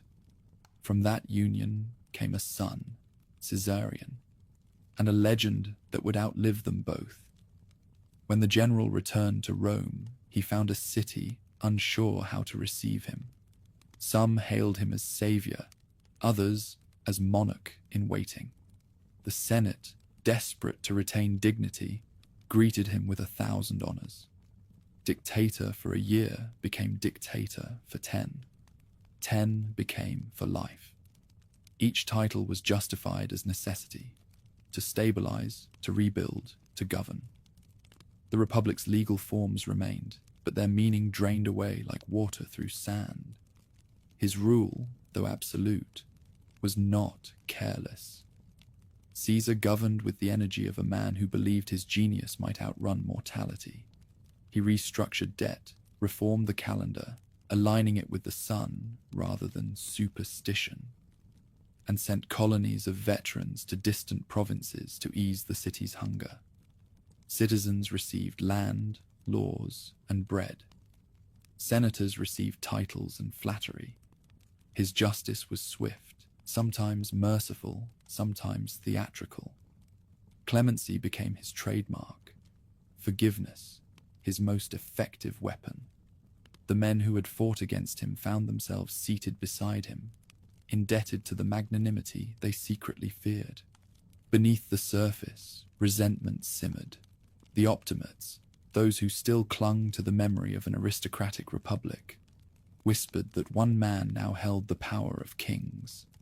Statues of his likeness filled the forums. His face appeared on coins, a privilege once reserved for gods. When a crowd placed a laurel wreath on his statue's head, rumors spread that he had accepted it as a crown. Caesar laughed it off, but laughter could not silence the old Roman instinct that no man, however great, should be called Rex. The discontent reached its climax during the Lupercalia festival. Before the assembled people, Mark Antony, his loyal lieutenant, offered him a diadem. Once, twice, 3 times. Each time Caesar refused, to the roaring approval of the crowd. The gesture was theater, yet even theater can reveal what words conceal. Those who saw the exchange understood that refusal itself was proof of power. Only a man already greater than king could afford to decline the title. In the Senate, the conspiracy coalesced. Its members were not madmen or malcontents, but men who feared extinction of their class. Among them were Cassius, bitter and sharp, and Marcus Junius Brutus, the very emblem of republican virtue and Caesar's former ally. The dictator trusted him, perhaps even loved him, seeing in him a reflection of the old ideals he claimed to preserve. Trust, in politics, is merely delay before betrayal. On the morning of the Ides of March, 44 BC, omens abounded. Thunder, strange lights, dreams of blood. His wife, Calpurnia, begged him to stay home. He almost agreed, until a senator came urging that the Senate intended to crown him that day. Pride triumphed over caution. Draped in his crimson robe, Caesar walked through the forum toward the Curia of Pompey, the theater where his rival's statue still stood. Fate has a taste for symmetry. Inside, the senators rose to greet him. Then they closed in. Steel flashed. The first knife glanced off his shoulder. The second struck deep. He fought at first, then saw among the faces his friend, Brutus. "You too, my son?" he said, or perhaps only thought it. The words were enough. Resistance left him. He pulled his toga over his head and fell at the base of Pompey's statue, his blood pooling around the marble feet of the man whose ghost had never left him. The conspirators rushed into the forum shouting, "Liberty!" But the people, stunned and leaderless, gave no cheer. They had grown accustomed to the order his rule provided. What came next was confusion. Mourning mingled with awe, grief with calculation. The Republic had regained its freedom, yet none knew what to do with it. At the funeral, Antony read aloud Caesar's will, revealing gifts to every citizen and naming his grandnephew Octavian as heir. The crowd's sorrow turned to fury. They stormed the conspirators' homes, burned them in effigy, and filled the air with cries not for liberty, but for vengeance. Rome, once more, had traded tyranny for anarchy. The men who had killed a dictator to save the Republic had instead buried it with him. His body lay upon a pyre in the forum, his life consumed by the same flames that once devoured Sulla's. Yet unlike that earlier fire, this one did not fade. It lit the path for new powers, for Antony, for Octavian, for a world where Caesar's name would become a title, and the word emperor would replace citizen. For now, the smoke curled upward, black and unending. The man who had crossed rivers, mountains, and nations had crossed at last into legend. The Republic, bleeding and bewildered, stood at the edge of an age it no longer understood. The smoke from Caesar's funeral pyre drifted for days over the forum, mingling with the prayers, curses, and gossip of a city that could no longer tell grief from fear. His death had not restored liberty. It had shattered the last illusion that liberty still existed. The conspirators who called themselves liberators expected gratitude. Instead, they found themselves isolated in a city that mourned the man they had slain. Rome had killed its master, only to discover that it no longer knew how to govern itself. In the uneasy silence that followed, two men stepped forward to claim his legacy. Mark Antony, the loyal lieutenant and consummate soldier, held the loyalty of the legions and the ear of the crowd. Gaius Octavius, barely 19 and newly arrived from Apollonia, carried something even more potent: adoption. In Caesar's will, he had been named heir and posthumous son, a legal fiction with revolutionary force. The youth took his inheritance seriously. He called himself Caesar Octavianus, and from that moment, his life's purpose became clear: to avenge and succeed the man who had made him immortal. At first, few took him seriously. Antony mocked him as a boy playing politics. The Senate tried to use him as a counterweight, flattering him with promises and dismissing him in whispers. But Octavian's patience was steel wrapped in silk. He courted veterans with quiet generosity, promised the people stability, and built an army, loyal not to Rome, but to his name. Within months, he commanded 10 legions, an army conjured from Caesar's memory. Antony, meanwhile, controlled the capital. His funeral oration for Caesar had set the streets ablaze with fury, transforming public sorrow into vengeance. The crowd, roused by his words and the sight of the blood-stained toga, turned on the assassins. The liberators fled east, first to Macedonia, then to the provinces where old allies still held sway. In their wake, Antony assumed power, as though destiny had anointed him. What followed was chaos without coordination. The Senate, desperate to restore order, sent forces against Antony under the command of the cautious Cicero, who hailed Octavian as the Republic's savior. For a moment, it seemed the old system might reassert itself, but victories in the field shifted the balance again. Octavian, armed with legitimacy and ambition, marched his troops toward Rome and demanded the consulship. The Senate refused. The soldiers did not. The boy who had once been dismissed as a pawn entered the city as its master. From that point, compromise was inevitable. Antony, Octavian, and Marcus Lepidus, the governor of Spain, met on a riverbank near Bononia to divide the Republic's corpse. Their alliance, known as the Second Triumvirate, was legalized by terror and bound by necessity. Each man would rule a portion of the empire: Antony the east, Octavian the west, Lepidus Africa. Together they swore vengeance on the men who had struck down Caesar. The proscriptions began almost immediately. Lists were posted in the forum, names of those condemned for treason, extortion, or simply convenience. Wealthy citizens were hunted, their properties seized to pay the armies that pursued them. Cicero, who had once defended the Republic with words, fell by the sword. His head and hands were nailed to the rostra where his orations had rung. Rome had not been this silent since Sulla's purges, and once again, silence meant safety. Across the sea, the liberators gathered their forces: Brutus and Cassius, commanding the armies of the east; proclaimed themselves restorers of freedom. In 42 BC, the opposing sides met in the plains near Philippi. The battle lasted 2 days and ended with the Republic's last breath. Cassius died by his own hand. Brutus followed soon after. Antony honored his fallen enemy with burial rites, but the gesture could not mask the truth. The cause of liberty was dead, its defenders' ashes scattered on Macedonian soil. After Philippi, the victors turned upon one another.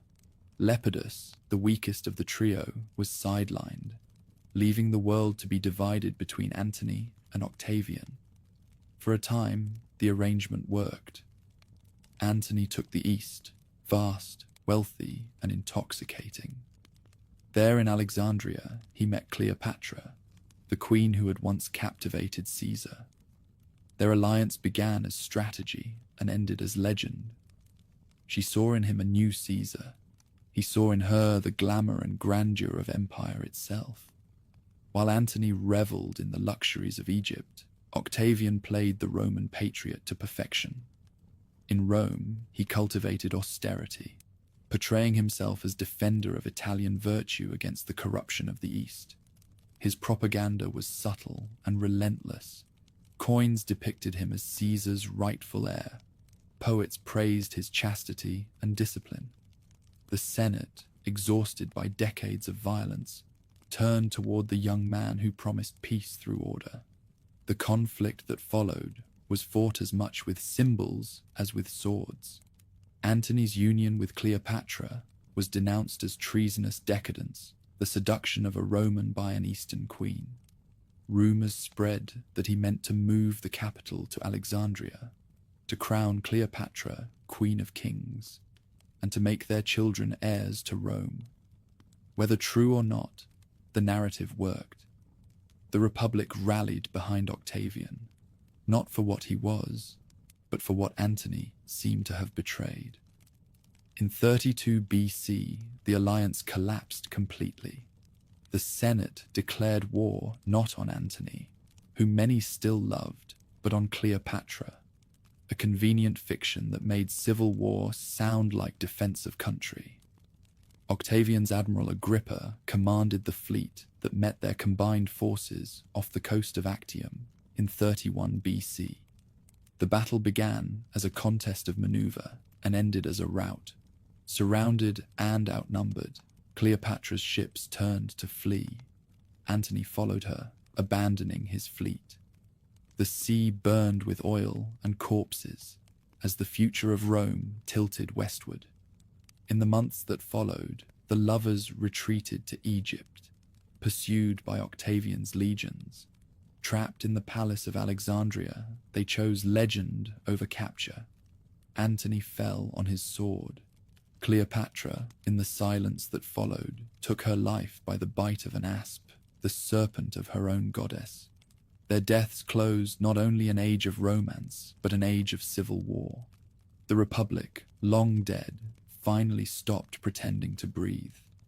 When Octavian entered the city, he found it weary rather than jubilant. The people no longer cared who ruled, only that the killing had ended. Senators greeted him with rehearsed adoration, the same gesture they had once offered his adoptive father. He accepted every honor and refused every crown, at least for now. Behind the modesty was calculation. Rome was not ready for a king, but it was ready for something new. With Antony and Cleopatra gone, Octavian stood alone at the center of the world. The wars were over, but peace itself required reinvention. The Republic had perished not in battle, but in the slow corrosion of faith. Out of its ruins, a new order would rise, not a monarchy declared, but an empire disguised as restoration. When Octavian returned from Egypt, the world was quiet for the first time in a century. Behind him lay the ruins of republics, kingdoms, and lovers. Before him stretched an empire waiting for a name. The Senate hailed him as savior, the people as peacemaker, and even his enemies admitted that fatigue was now his strongest ally. No one wanted freedom if it meant another war. The young man who had begun as Caesar's heir would end as something Rome had never known.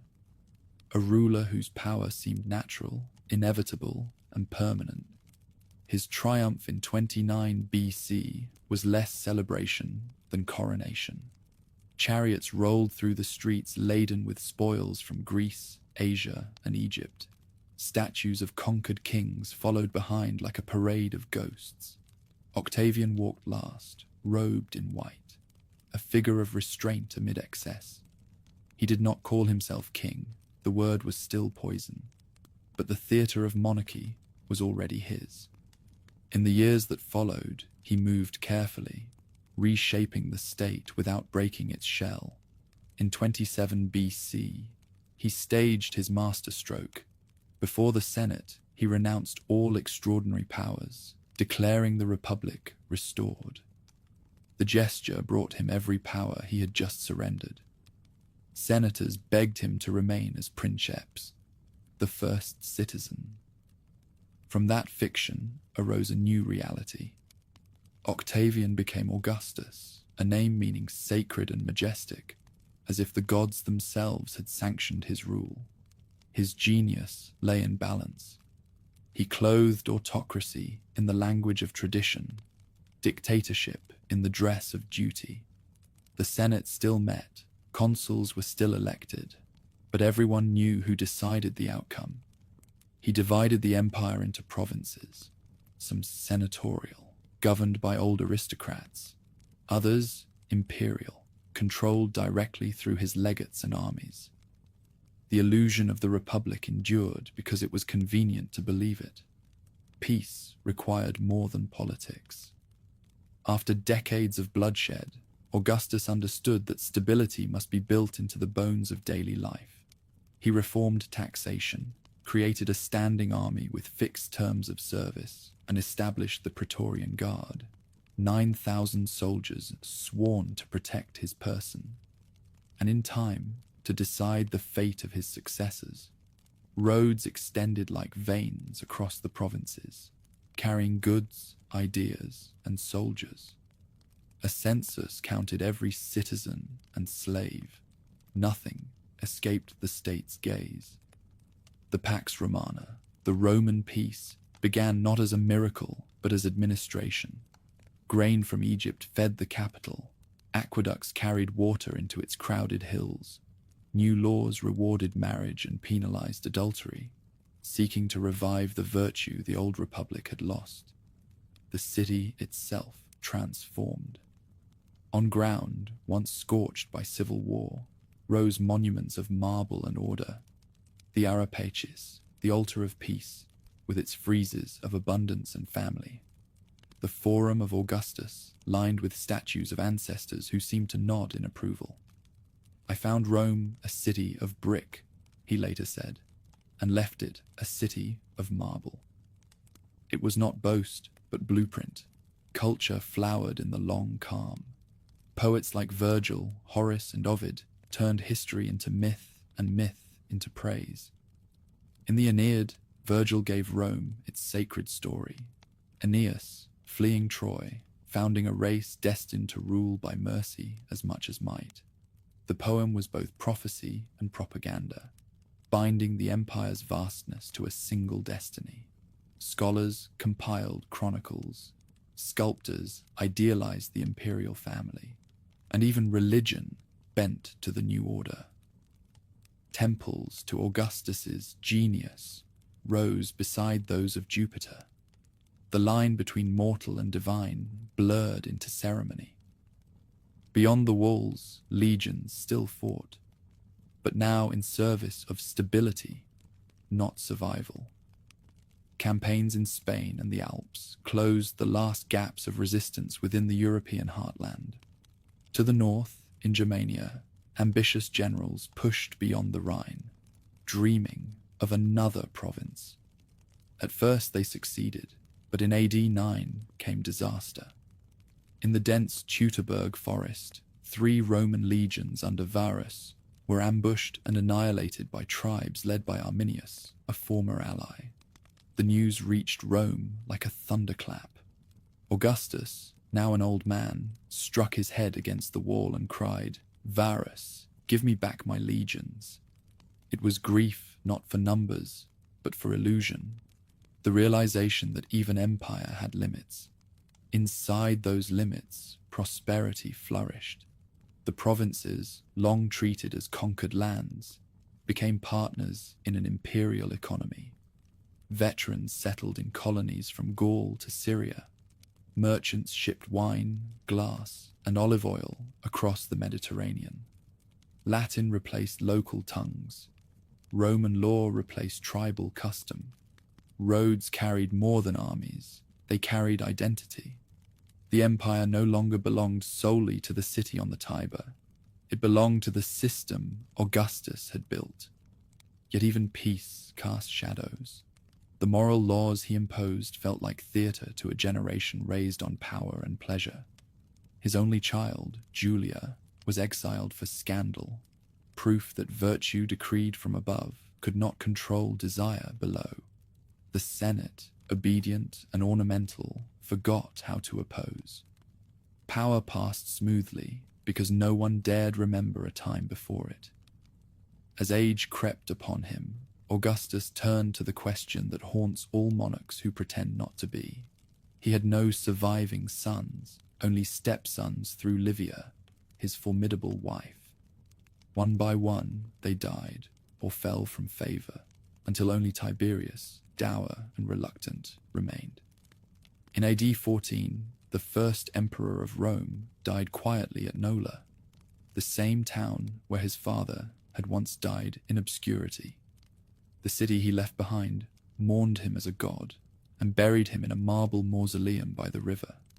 His reign had lasted 45 years, long enough for a generation to grow up knowing no other order.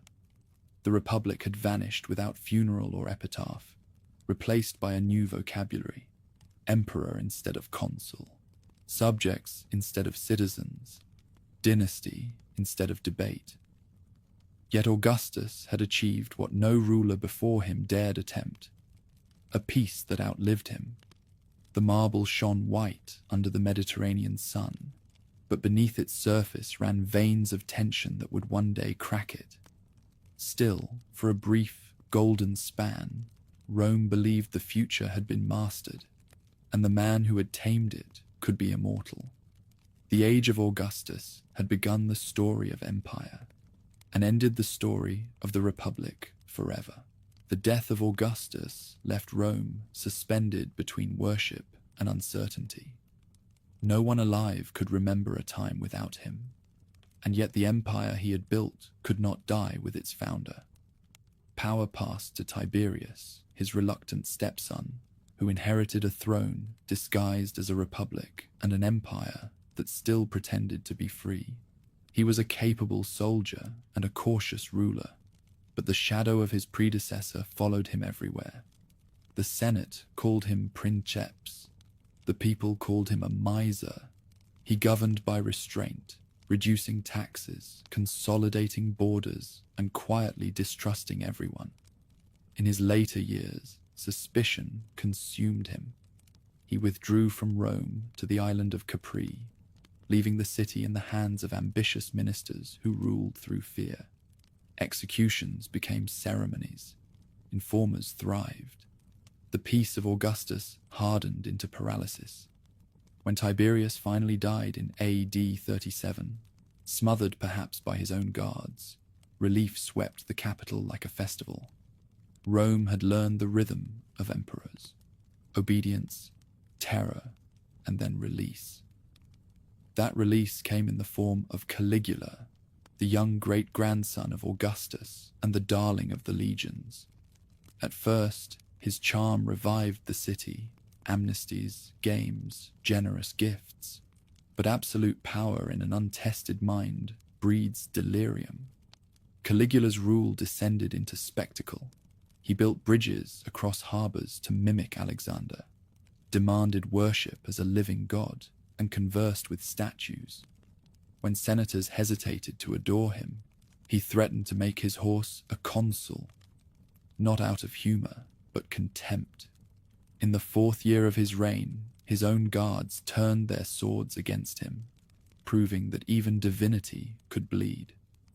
After the chaos came competence.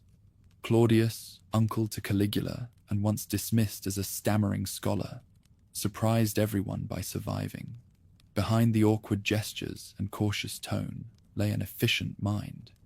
He reorganized the administration, expanded citizenship, and brought new provinces into the empire, including Britain, whose conquest fulfilled the boast of generations. He strengthened the bureaucracy that would outlast dynasties, replacing noble birth with talent. Yet his private life was less orderly. His marriages became scandal. His final wife, Agrippina, ensured her son Nero would inherit both throne and curse. Nero's early reign began with promise. Guided by wise tutors like Seneca, he patronized the arts and entertained visions of a cultured empire. But vanity proved stronger than virtue. The young emperor sought applause rather than approval, performing music on public stages while senators applauded from terror. In AD 64, a great fire devoured half the city. Rumor blamed Nero. He blamed the Christians, a small sect too weak to defend itself. Persecutions followed, savage and theatrical. His extravagance bankrupted the treasury. His paranoia emptied the Senate. At last, condemned by his own guards, he fled into the suburbs and ended his life with the words, "What an artist dies in me." With him, the Julio-Claudian dynasty died as well. The empire reeled. In a single year, AD 69, 4 claimants wore the purple in quick succession. Legions declared their own generals emperor. Galba, Otho, Vitellius, each rising and falling faster than decrees could be carved. When the dust settled, one commander remained. Vespasian, a soldier of modest birth and solid discipline. His victory ended chaos and founded the Flavian dynasty, a return to pragmatism after decades of theatre. Under Vespasian and his sons, Rome regained its footing. The Colosseum rose from the drained lake of Nero's pleasure palace, a monument to order over indulgence. His son Titus, beloved for his generosity, completed the building and faced disaster with composure. A volcanic eruption in Pompeii, a fire and a plague, all within his brief reign. "I have only made one mistake," he said on his deathbed, "when I failed to do a man kindness." His brother Domitian, who followed, lacked such grace.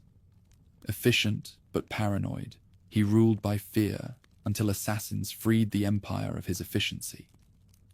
After Domitian's death in AD 96, the Senate, weary of dynasties, turned to adoption as salvation. What followed was the most stable century Rome would ever know, the era of the 5 good emperors. The first, Nerva, restored legality and respect. He adopted as heir Trajan, a soldier from Spain, marking the first time the imperial throne passed beyond Italy. Trajan expanded the empire to its greatest reach, Dacia, Arabia, and even the fringes of Mesopotamia. Wealth from the Dacian mines filled Rome's coffers. His column still spirals upward in the Forum, carved with scenes of conquest that read like scripture.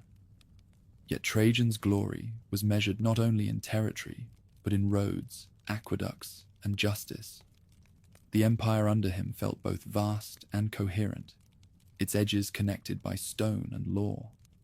His chosen successor, Hadrian, redefined rule as preservation rather than conquest. Traveling more than any emperor before him, he inspected every frontier, building walls where expansion had become folly.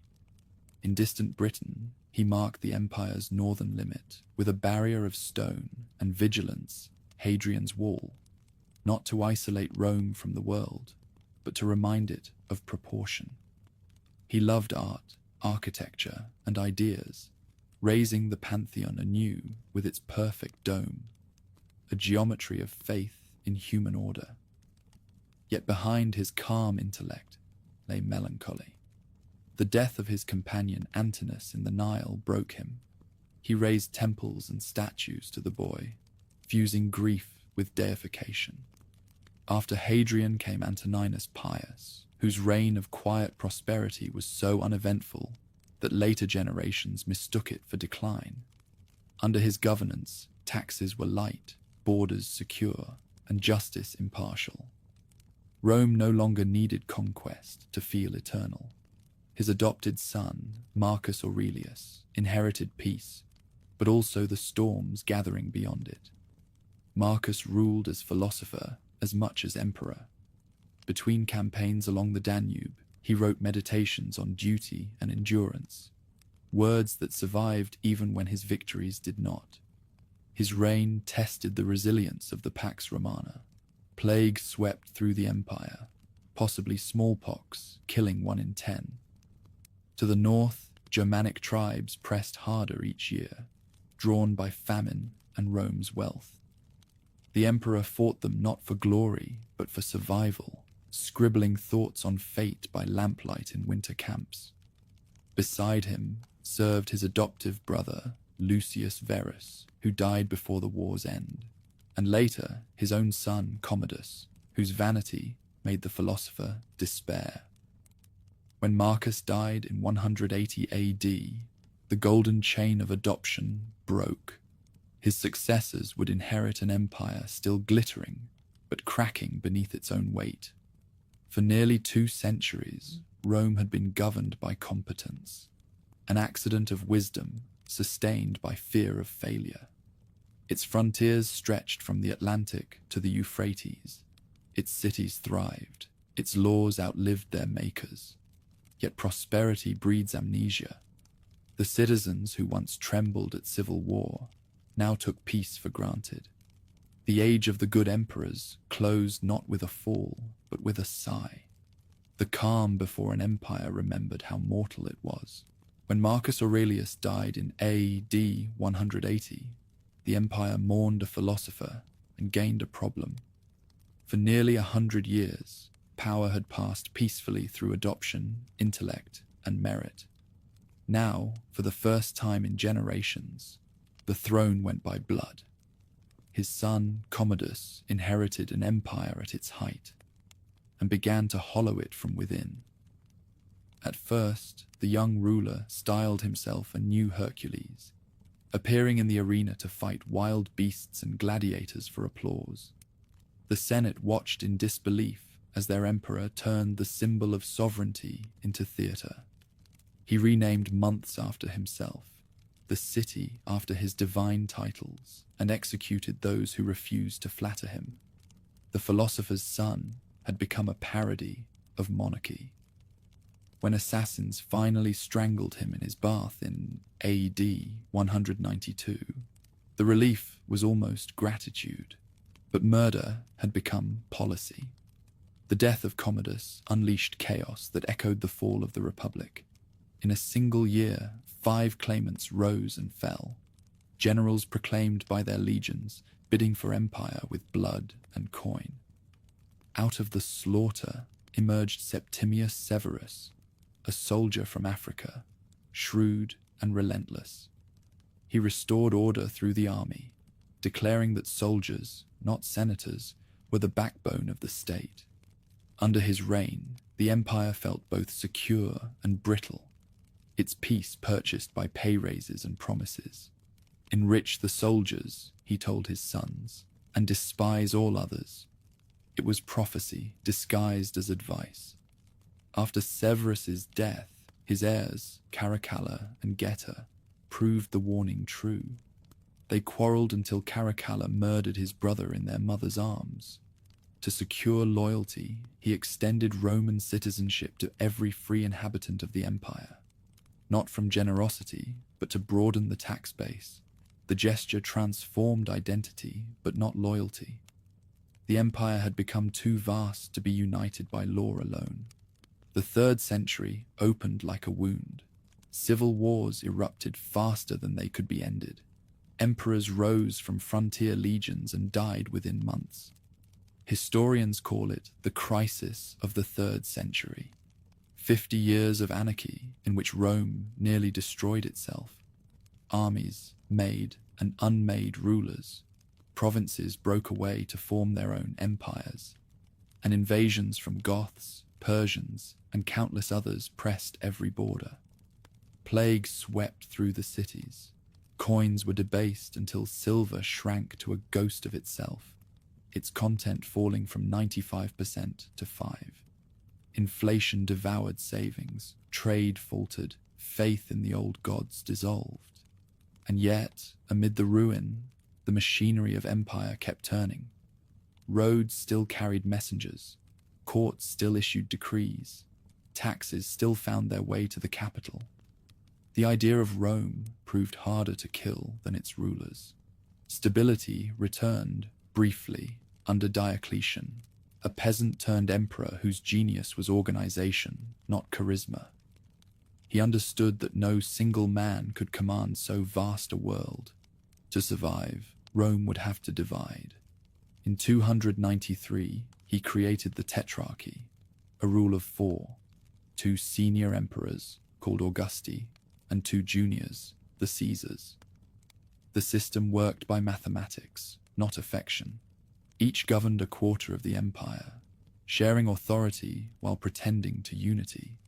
It was bureaucracy elevated to theology. Diocletian also sought to control the economy's collapse. He issued the edict on maximum prices, fixing the cost of everything from grain to labor. But markets defy decrees. Traders vanished, goods disappeared, and black markets flourished. Inflation remained immortal. Still, he reformed the army, strengthened borders, and enforced a persecution of Christians so harsh that it produced martyrs faster than it produced results. Eventually, exhausted by his own order, Diocletian did what no emperor before him had dared. He abdicated.